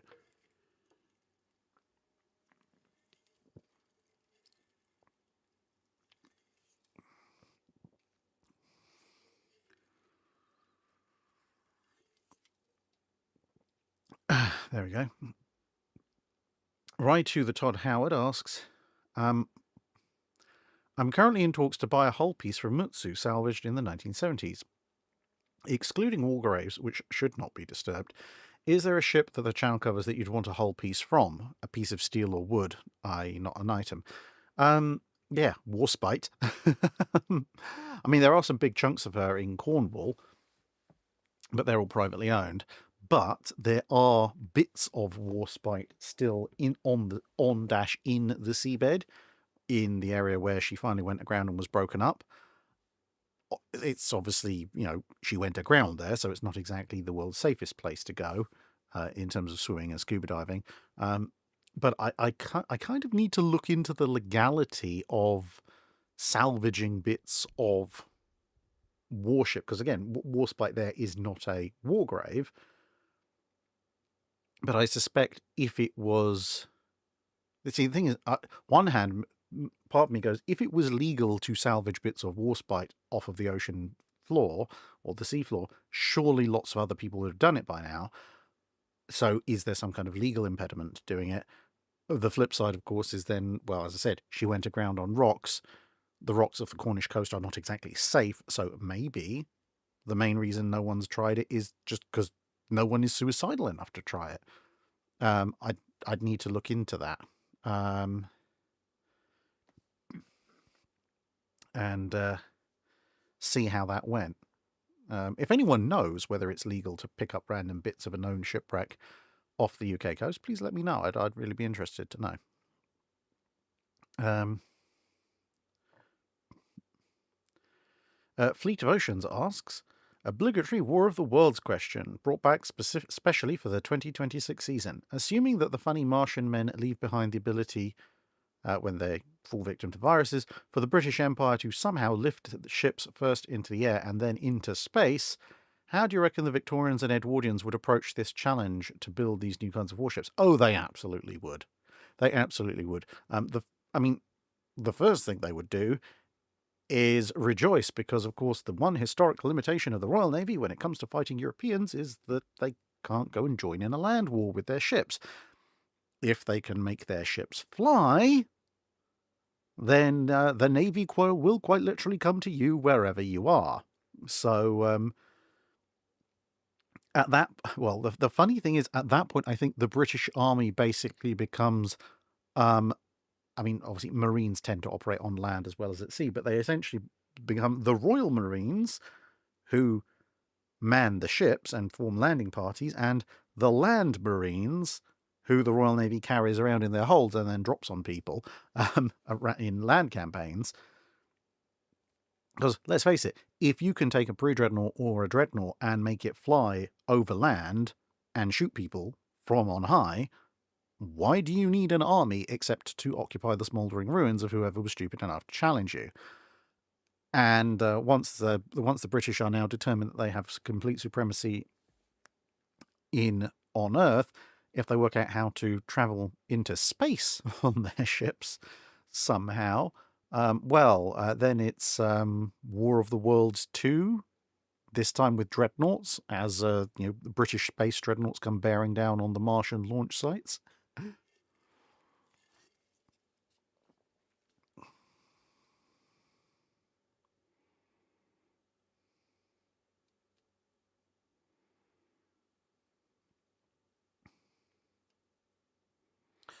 Nosdormu89 says, did any power consider armouring a destroyer with more than spalling proofing? Like more than an inch? Not really. There were some considerations especially on some of the larger destroyers, about maybe having a modicum of armour, but it was maybe a 1.5 inch, something like that. So it was still basically just blast and splinter proofing, essentially, because even if you wanted armour just to stop other destroyer rounds, you would still be looking at 2.5 inches, maybe a bit more, especially considering destroyers tend to fight at closer ranges, so you'd need a little bit more armor than you'd need to resist destroyer rounds at long range. So you're looking at between 2 and 3 inches of armor. And if you're putting 2 or 3 inches of armor on a 1,500, 1,800, 2,000 ton destroyer, that's a huge amount of mass for a ship of that scale. So yeah, not really any consideration for the armoured destroyers. Because by the time destroyers build up to a size where you could conceivably start putting reasonable amounts of armour on them, not only have guns massively improved in their lethality, but we're also talking about missiles. John Thomas 2485 asks, were any tribal class ships named after North American tribes? Well, if by North American you mean the North American continent, then yes, there were quite a few. Obviously, all of the Canadian ones would have been, but you would also have things like HMS Eskimo, which, I mean, yeah, okay, the Inuit or the Eskimo, or however they are addressed these days,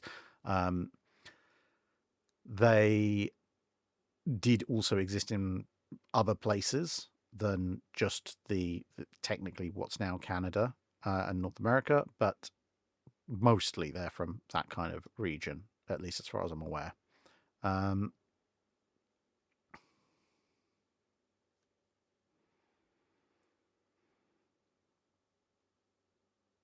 Seattle Boy 571 asks, hi Drac, been watching since the Robo Voice days. No question, but I'd love to see more videos with Seth and John from the Unauthorized History of the Pacific War podcast. Yeah, I mean, I really like working with them. I believe, if I recall correctly, towards the end of last year, John did mention that there's 1 or 2 episodes coming up this year where they'd like my input. But of course, I await their invite, because it is, after all, their podcast. History podcast. So yeah, as and when they want me back on, I will very happily come back on. Rye to the Todd Howard asks, I was thinking of big gun going fast is funny. So that's the twin 16-inch destroyer. No tactical use when torpedoes exist. What about the opposite? King George V with 50 plus 5.25-inch dual-purpose guns. Silly, but possibly somehow useful. I mean, I don't know if you'd fit 50 5.25s on such a ship, but a pure anti-aircraft battleship. I mean, I suppose you could do the weird Diamond Lozenge style gun layouts like they had planned for the K-25 cruiser. I mean, how many could you get on that point? You could certainly get another couple of twin mounts down the side if you don't have to worry about the main gun blast. So that's 6 mounts on either side, 6 twins. So that's 24 guns. And then if you did And then the spaces you could do.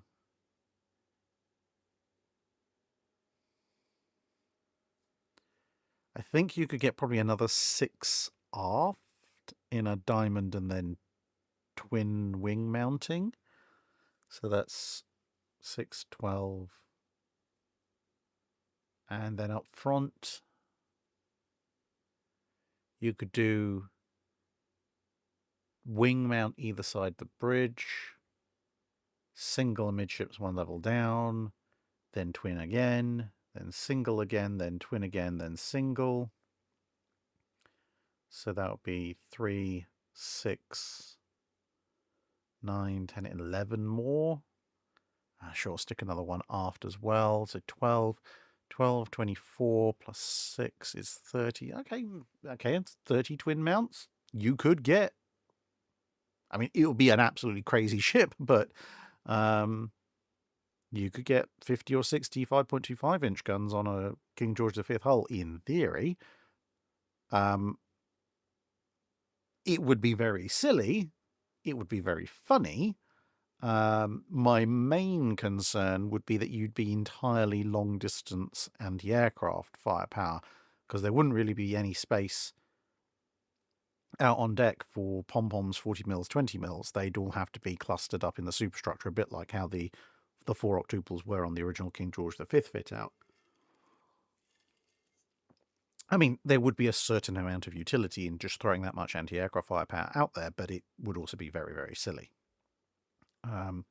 Frank Spazzato asks, what are some of the father-son crews that you could name and what happened to them?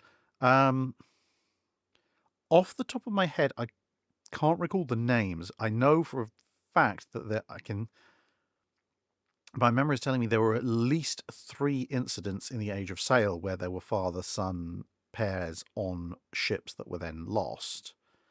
But if you could email me or Discord message me, then probably at some point next week I can dig up the exact incidents and send them to you for your further interest. I would say tomorrow, but unfortunately the next couple of days I'm going to be basically all day in archives. So I'll not only be away from the computer, but I'll also be away from phone signal.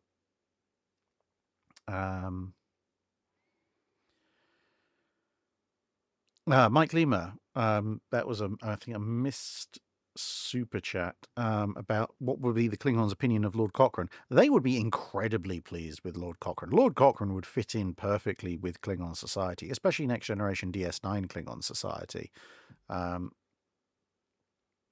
Just the idea of constantly attacking, winning most of the time, and even when things go badly, he just picks himself up, gets on again, and then goes to exact vengeance on the people that previously defeated him. That would be a very, very Klingon mindset. Plus, of course, as you saw with Speedo versus Algamo, he's not above sneaky tactics, and he is quite willing to get up there, up close and personal with his own close combat weapons. So it would appeal greatly to the Klingons. So, with that, I believe we are actually caught up with super chats and the Patreon questions. So we can now start taking questions from the general chat for, I would say, either the next 40 minutes or, considering I don't have much iron brew left, basically as long as my iron brew lasts and then how long my throat lasts after that.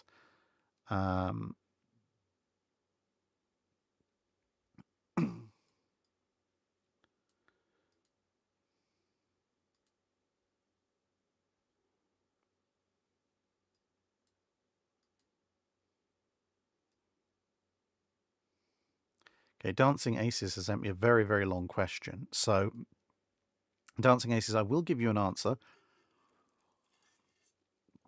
But in the interests of my voice and giving everyone a fair shot in the chat, I'm going to send you an answer at some point later this week, if you don't mind. But once my voice works again, and yeah, so because otherwise I'll probably be here just answering that until my voice runs out.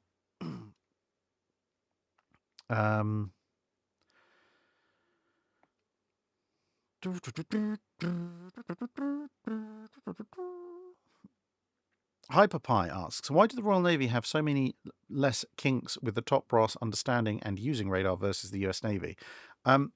Yeah, this is actually a little bit of a weird one, considering that the Royal Navy leadership or the command track emphasizes more leadership and tactics than technical aptitude, whereas the US theoretically looks for more technical aptitude in its captains. I think the difference is because the British are bringing in radar just that little bit earlier, combined with the fact that an awful lot of Royal Navy captains and admirals in the interwar period are mildly obsessed, shall we say, with the idea of night battle doctrine, and therefore radar obviously offering a huge advantage in that area. They're a lot more interested in learning how to operate it. But I think the other thing is potentially that whole Royal Navy attitude of captains lead and do tactics. They don't understand the technical side of things as much unless they've chosen specialisms as part of their career. That may actually have in some ways have worked better for them, because you would have either the technical specialists who are really, really interested in radar, or the captains who didn't know a huge amount about radar, but what they did know is, hey, it's an electronic device that lets us see in the dark or in bad weather, at which point Royal Navy captain were like, great, that helps me attack my enemies better. I don't necessarily need to know how it works, I just need to know that it works. Okay, men, tell me where the enemy are. As opposed to a US Navy captain, which, as I say, is perhaps expected to be a little bit more technical. But if he is a bit more technical and he doesn't understand this newfangled technology, he will be much less inclined to trust it. Whereas with the Royal Navy captains, I think, and this is a little bit of supposition, but I think it's fairly backed up by the general evidence. I think the Royal Navy captains tended to fall into either extreme technical specialists anyway who knew exactly what was going on and wanted to use it, or others who were just like, yeah, okay, cool, it lets me do this. Right. Give me the results and skip over with the explanations.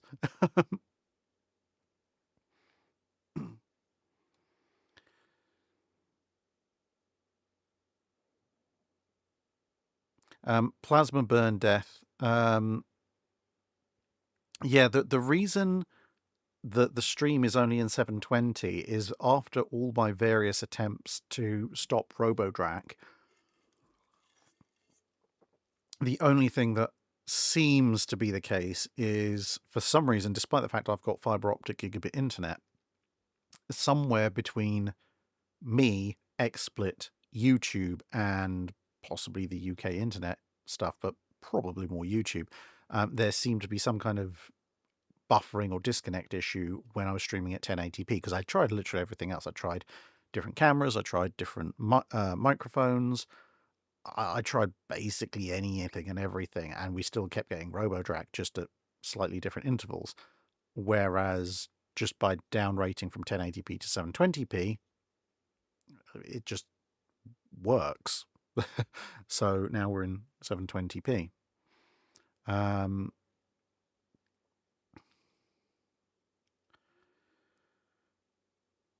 Yeah. Right. Turtle Madness says, would you consider doing a Wednesday video on Miguel Grau after you finish Cunningham?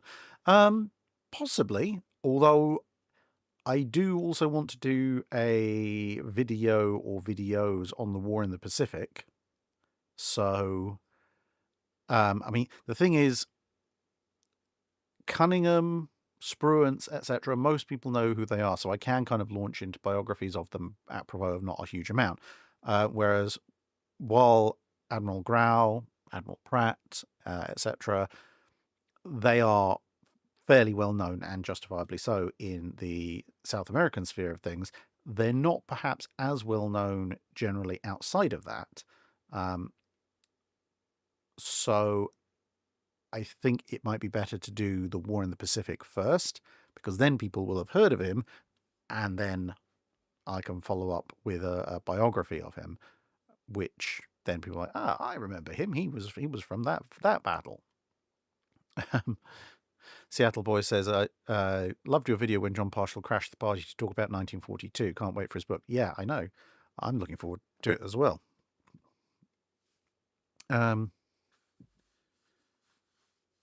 Walter Murray 2486 asks, how did turret crews get into deck level turrets? I'm assuming you mean things like the 4.5-inch pancake mounts on some of the British Army carriers where the turret is at flush level with the deck. They just go down a level or two. I mean, it depends exactly on the turret. Some turrets or gun houses or mounts will literally just be a case of go down to the level, the deck level, the thing's embedded in, and go through a hatch there. In some cases, not many, but in some, it will be a case of, especially with some of the older ships, it will be a case of going down several levels to essentially duck under the barbette or go through a hatch in the barbette and then back up again. Or sometimes through a hatch in the roof. It all depends. People are saying the logo is a bit degraded. Well, how about I just make it bigger?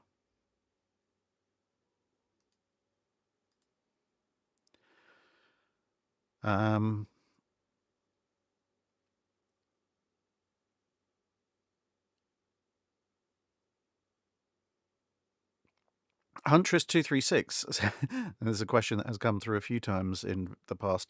Answer me this. What's with the truly absurd number of random gun calibers in the World War II Royal Navy? Doesn't that make logistics hell? Oh, it absolutely does. But essentially, the problem was that the Royal Navy did want a dual-purpose gun. Absolutely.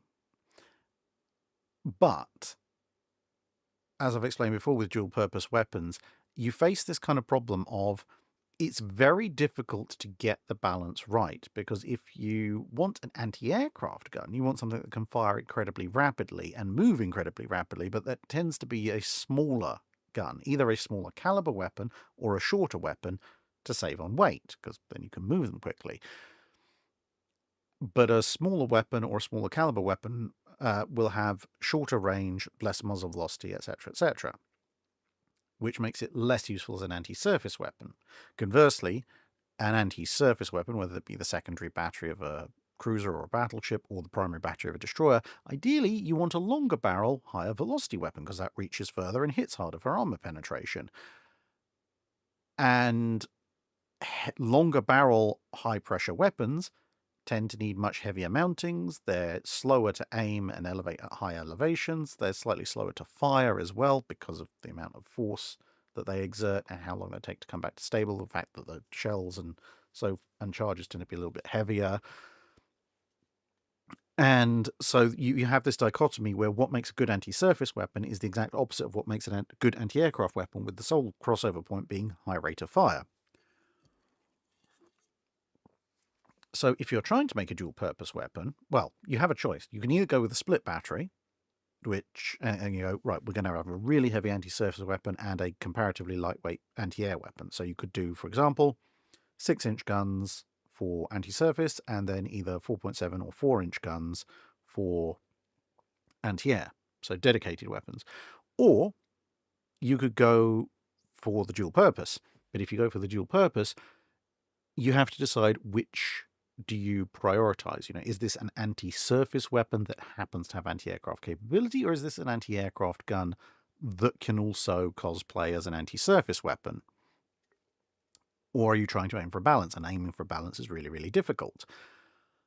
The 5-inch 38, partly by luck and partly by skill, turns out to be almost exactly in the middle. If anything, it is very fractionally biased towards the anti-aircraft role, maybe like a 55-45 split in favor of anti-air. But the US happens upon the 5-inch 38 and they just go, yep, cool, this is us. Whereas the Royal Navy, broadly speaking, when you look at things like the 4.7 and the 5.25 and considerations for the 5.5 and 5-inch, etc., the Royal Navy really, really, really wants to get a gun that is a good anti-surface weapon that can also do anti-air. So they are far more biased on the anti-surface part of things. And as I just said, weight, recoil, etc., that kind of mitigates against it. So when they're faced with, because they do look at 4.7-inch mountings that can go up to like 80 degrees and things. But in the end, they decide, well, if the choice is fewer guns that can do lots of elevation or more guns that can do less elevation, they go for the less elevation. And that's partly because some of their interwar exercises indicate that aircraft in a fleet, an attack on a fleet, aircraft are going to go for the big targets, the battleships and the carriers, maybe the cruisers. They're not going to go for the destroyers. So if the destroyers don't have fully elevatable anti-aircraft weapons, it doesn't matter because they're not going to have to deal with dive bombers going after the destroyers. What they do need is the ability to fling AA shells long distances in big arcs to cover the big ships, at which point a lower elevation 4.7 is perfectly workable.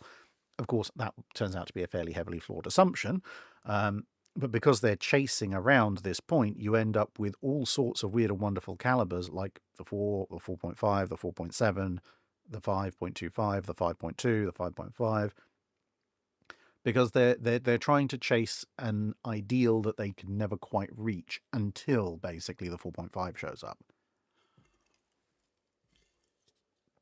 And then they take weirdly long, having developed the 4.5 for the Ark Royal, they take weirdly long in actually resolving that into a full-on dual-purpose anti-air weapon.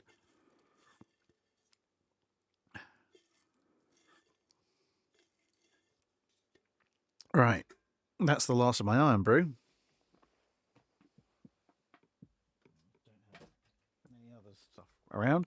So this is basically me until my voice starts going. So let's see.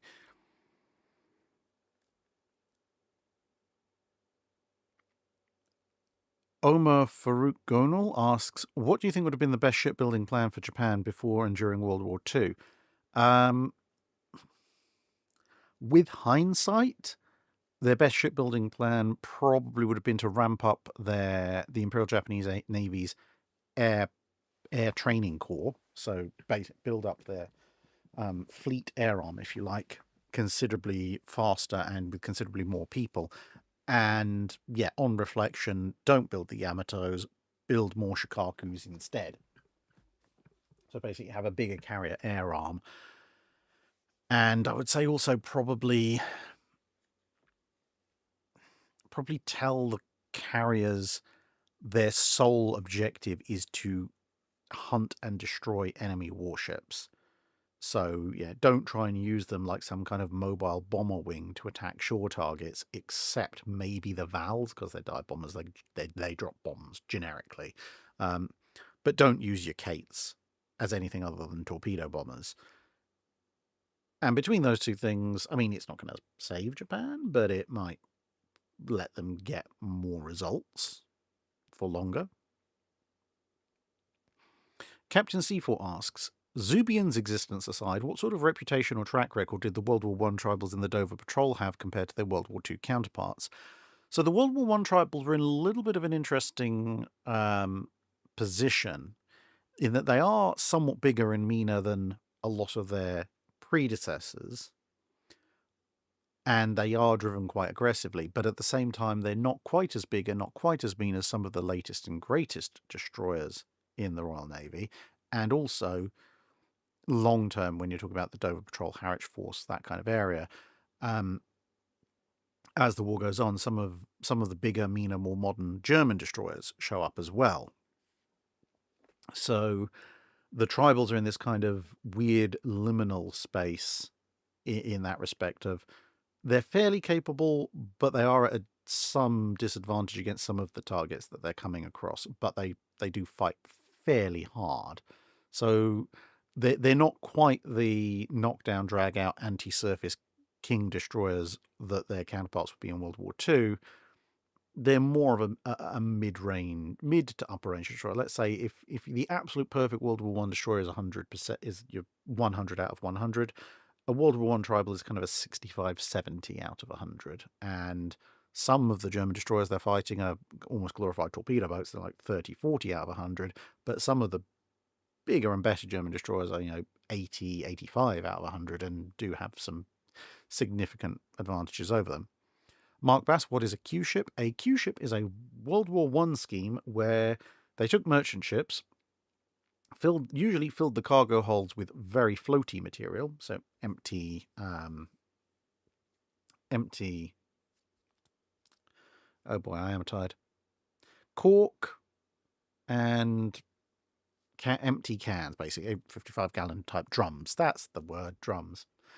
Yeah, wood, cork, drums, etc. Basically make them really, really buoyant, so really hard to sink, a bit of compartmentalization, and you'd have partly, and then you'd have a Navy crew on board, and they'd have an armament of various guns, which would be disguised as deck cargo, crates and so forth. And the idea was to, because in World War I, a lot of U-boats did their sinking by surface action, and even if they didn't use their gun, they tended to prefer to come up to the surface to launch their torpedoes.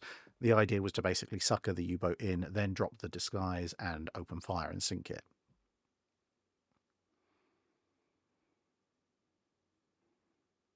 Bone Meal Boy asks, when navies took over ships labelled in foreign languages for that navy, were there ever any amusing double entendres?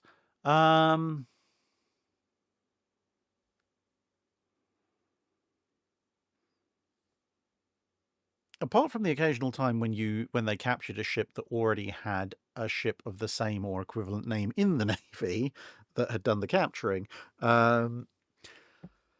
not necessarily so much double entendres, but there was certainly a lot of cases of sailors going, it's called what? Stuff it, and just making up a very rude name of their own.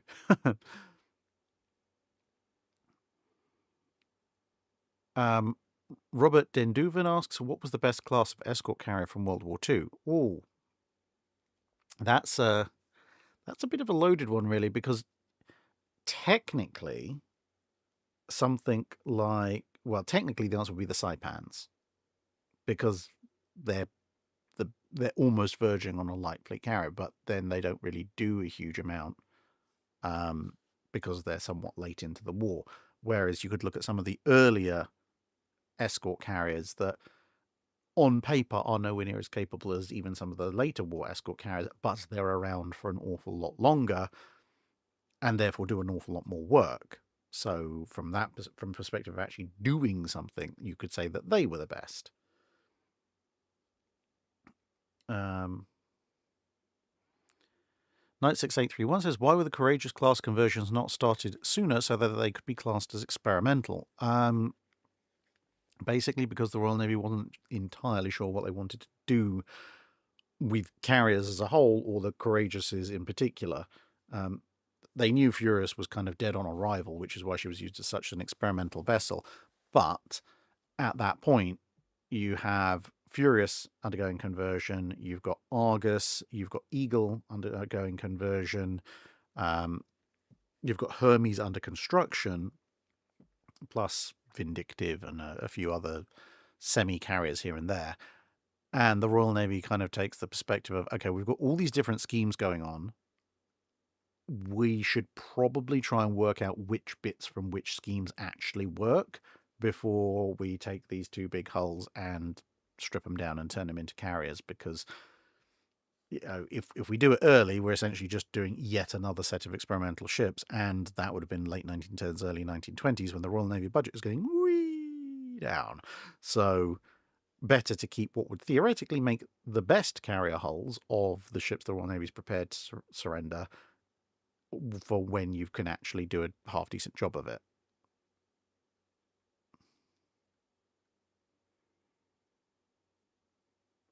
Thank you very much. Thank you very much. Oh boy, what's going on here? Yeah, right to the Todd Howard. Sorry, my Discord froze up for some reason. Thank you very much for the super chat. And how does one join the Discord?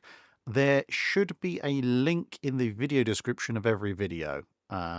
It's like, here, go and join Discord over here. If that is a problem, I mean, the link should be perpetual and it should work. If it doesn't, for whatever reason, let me know so I know to replace it. And you could also message me directly on Discord if the link isn't working, and I can sort you out from there.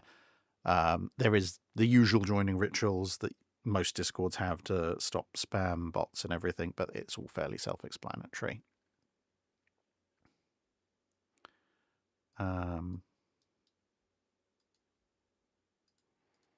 Yeah. What's going on here?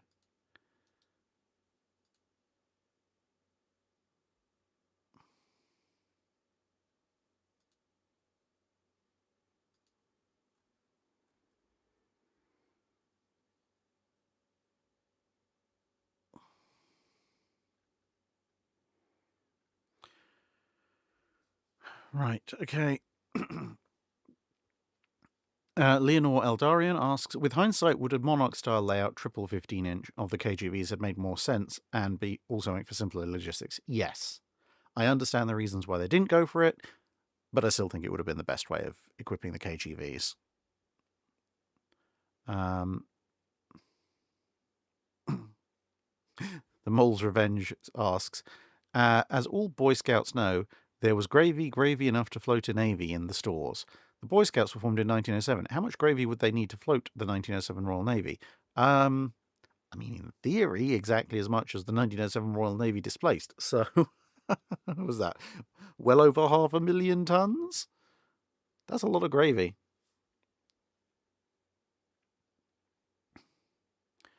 Unreliable Caption Bot asks, do you have thoughts on Andrew Lambert's criticism of the British strategy at the start of World War I, that sending the British Expeditionary Force to France was a mistake and instead they should have gone to Antwerp? I'm broadly in agreement with Professor Lambert in that British strategy at the beginning of World War I was a complete and total abrogation of everything that Britain's naval and land strategy had been up until that point. Now, you can make arguments about whether or not the BEF was necessary to be, the final brick in the wall that curtailed the German advance or not. But it did drag Britain into a massive land war in Europe, which was the one thing that Britain had always tried to avoid getting dragged into. And obviously that meant huge amounts of resources and huge amounts of men went into the army. And, we all know how that ended. So, yeah, I mean,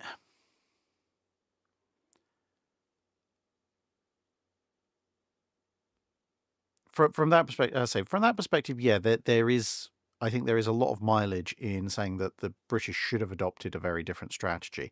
But I think that also goes a little bit further back, as I pointed out before, that, in part, one of the reasons we got World War I in the way that we did was because the British government abandoned Fisher's massive deterrence policy in favor of trying to appease people. And shockingly, trying to appease people doesn't really work most of the time, including then. So if the Royal Navy had been allowed to perhaps have a more active say in martial deterrence, as opposed to just letting politicians ruin everything with chatting, we may well have not got a World War I, or we may have got a World War I that was over a little bit faster.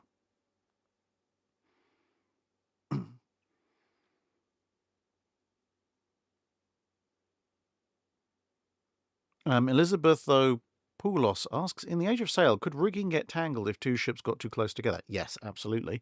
And did this pose a risk to the survival of one or both vessels? Yes, again, absolutely. Did it ever result in the loss of a ship? Yes, quite a number of ships, actually. In some cases, just because they got tangled up, things ripped apart, and then they didn't have most of their sails or rigging. But also, in a number of cases, there were ships which would get tangled up with their rigging, then one or the other ship would catch fire, and the other ship then couldn't disengage, and so as a result both of them went up. And actually this happened in the biggest battle that the Mary Rose, if you want to go far enough back, actually took part in, that wasn't the one that she sank in, much earlier actually, against a computer stop. Computer stop. I don't know why that alarm went off just then. Anyway. Yeah, yeah. So you had the English flagship, the Regent. There was a Franco-Breton fleet because at that point Brittany was still sort of independent of mainland France, and the Regent went to take on the French flagship, which was quite large. The French flagship caught fire. The Regent was tangled up in rigging wise, couldn't get away. Both ships caught fire and burned out. At which point Mary Rose went ham on the Breton flagship and forced it to retreat. But that wasn't enough to save the Regent.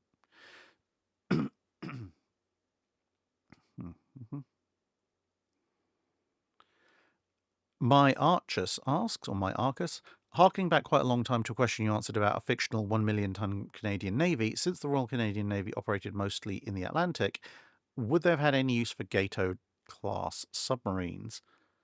I mean, for most of what the Royal Canadian Navy did in World War II, not particularly. Yeah, the Gato class wouldn't really have been of that much use in the Atlantic. Unless you got to the point towards the end of the war where they were really proactively hunting what was left of the German U-boat fleet, at which point something nice and long-range like the Gato class would have been really useful to kind of knock off the last few attempts by the Germans to get U-boats through to Japan or to the Monsoongruppe. I mean, most of them were intercepted and destroyed, but you could use Gatos as long-range hunter killers to hunt down the last few. Joey QC98, could you make a video about Japanese naval codes and how the Allies ended up breaking them? Sure, at some point. I believe it is on the list for me to cover. It's just, as I say, I do have a very long list.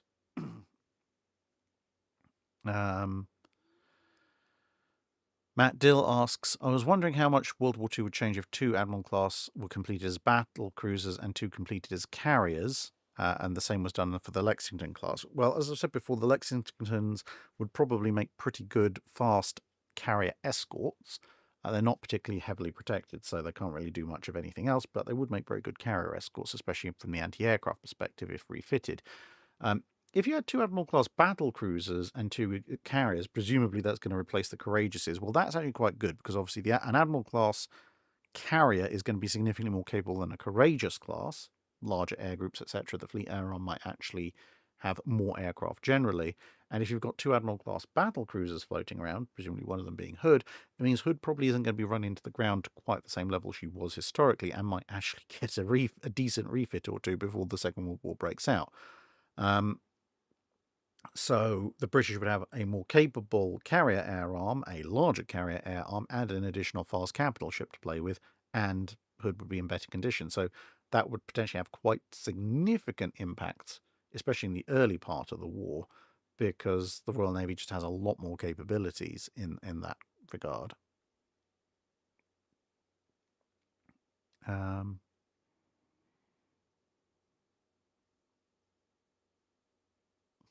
Drowning in Twaddle says, Seth Paradin and John Marshall said they need to have one of their Q&As with you, and I really hope that happens. Yeah, I'm perfectly happy to do that. Graham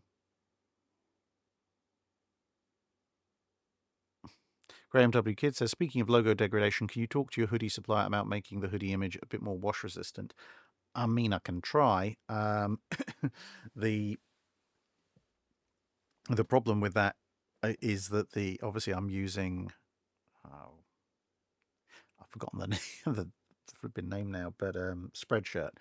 So I am using the general Spreadshirt service. I don't know if they offer a premium service or something like that, but I suppose the other thing I could do is look into what actually makes a really hard-wearing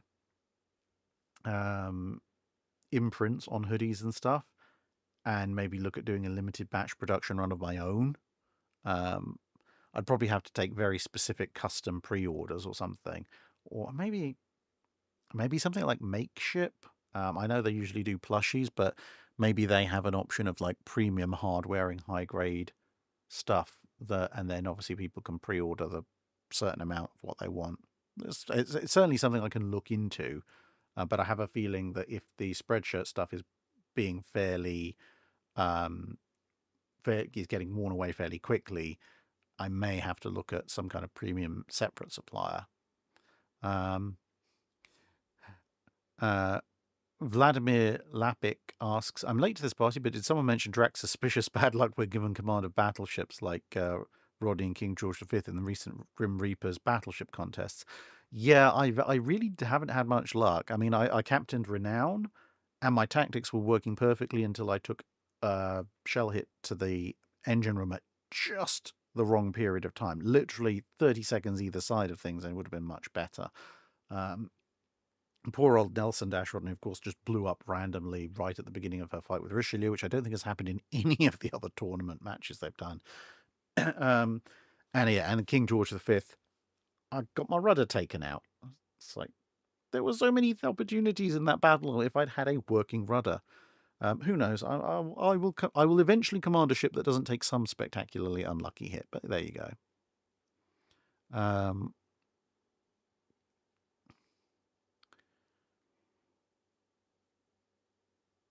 Sutra asks, did the US Navy lay mines in Iron Bottom Sound during the battles at Guadalcanal? No. Would they have been an effective deterrent if they'd been laid around Savo Island? Probably not, because there are enough alternate approaches. Also, the currents around there aren't necessarily the best for laying mines, and obviously, ultimately, the objective of the battle at Guadalcanal was to take control of the island, and if either side had gotten what they wanted out of their various offensive and defensive actions, then you would have then, let's say the US takes the island, which of course historically they do at the end of the Guadalcanal campaign, and then you're left with a minefield in a very awkward position in your own area.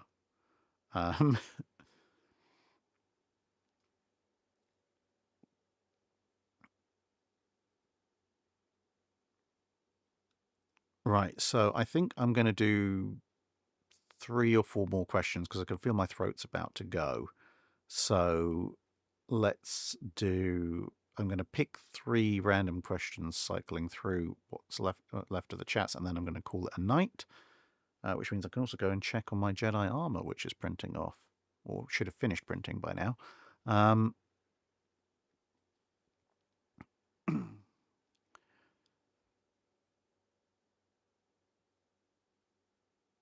Archie Scriven says, not really a history question, but there's an old video of an old German or Austrian who built about 15 or 20 drivable warships about 25 to 40 foot long. Do you know about them or what happened to them? No, I don't actually. If someone could ping me a link or something to fill me in on what was going on with those would be actually really interesting. Certainly something that I'd like to see.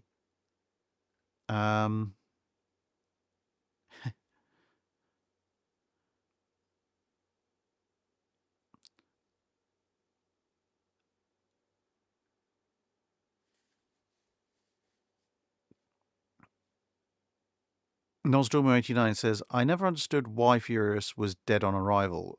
Could you explain? Basically, she's a modified Courageous class with these 2 18-inch guns.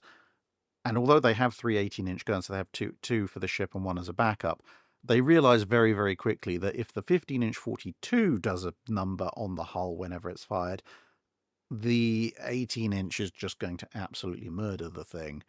It's just the hull just is not strong enough, and so she never actually completes with her 2 18-inch guns. She has 1 aft for a little bit that's mostly acting as a placeholder, while the other 2 guns go off to live on 2 of the Lord Clive class monitors. But they basically realize that she just fundamentally is an impractical platform for these 18-inch guns, and the Royal Navy is not particularly impressed with the 18-inch guns anyway. Yes, they're big, and yes, they fire a massive explosive shell, but they're only 40 caliber long. The last time the Royal Navy had a 40 caliber gun was the early 1890s. So they essentially just treat Furious as a progressively adapting experimental platform, which the 18-inch gun is on the back there largely because it was on there by the time they realised it was all going horribly wrong. They took it off as soon as they could find an excuse. General Chase asks, did you get that Z flag in Japan? Yes, it actually came from the Mikasa Museum itself. So hence why I thought I'd stick it up there.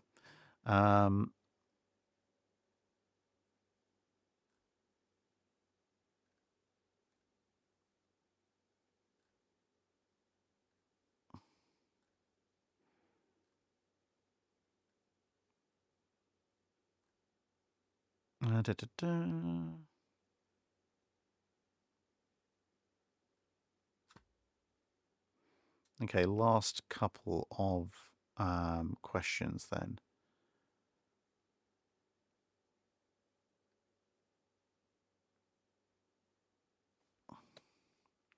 Night 6831. How accurate is it that World War I killed off the stuff that was supposed to follow Queen Elizabeth and Revenge classes? And would the admirals, if built as a follow-on to Tiger, be better than what they were? Well, you get the hypothetical either Super Tiger, some people call it HMS Leopard, trying to keep up the Splendid Cat theme, whatever, which is kind of a proto-hood. But no, I think if the admirals had been built as a follow-on to Tiger, they probably would have been less well protected. They probably would have kept with the, they probably would have kept with the 9-inch armor that you find on Tiger, rather than the 12-inch that you get on Hood, because at that point the Royal Navy wasn't worried about 15-inch German battle cruisers. And yes, World War I did kill off the designs that were supposed to follow on from Queen Elizabeth and Revenge, because the Queen Elizabeths were 1 year's program, the Revenge class were the next year's program, and then there was supposed to be obviously Renown, Repulse, Resistance, and Agincourt as the follow-on year's program.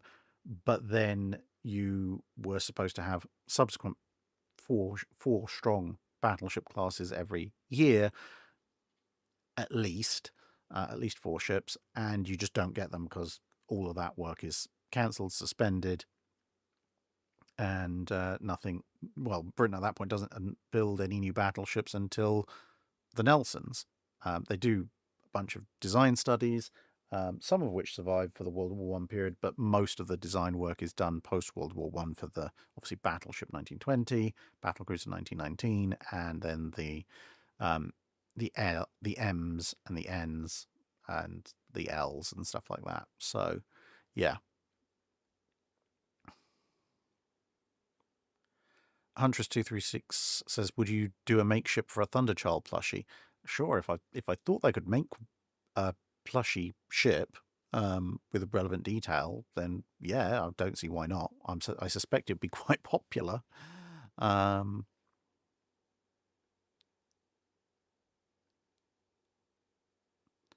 Keeping with the silly theme, Battlefield 1 Zeppelins and airships have large artillery mounted. Was that ever done or attempted in real life? I don't know about done. I know people thought about it, but one of the fundamental problems is heavy artillery is quite, well, heavy, literally. It weighs a lot. And the lift capacity of early Zeppelins and airships, while substantial, would have been very heavily absorbed if you were trying to haul heavy artillery around. And then you have the shock of the heavy artillery firing and whether the structure can take that. And also, how do you fire it? What do you aim it at? There were, I believe there was some light field artillery put on some airships, but nothing, as far as I'm aware, nothing much heavier than that. But I'm obviously not an air historian. And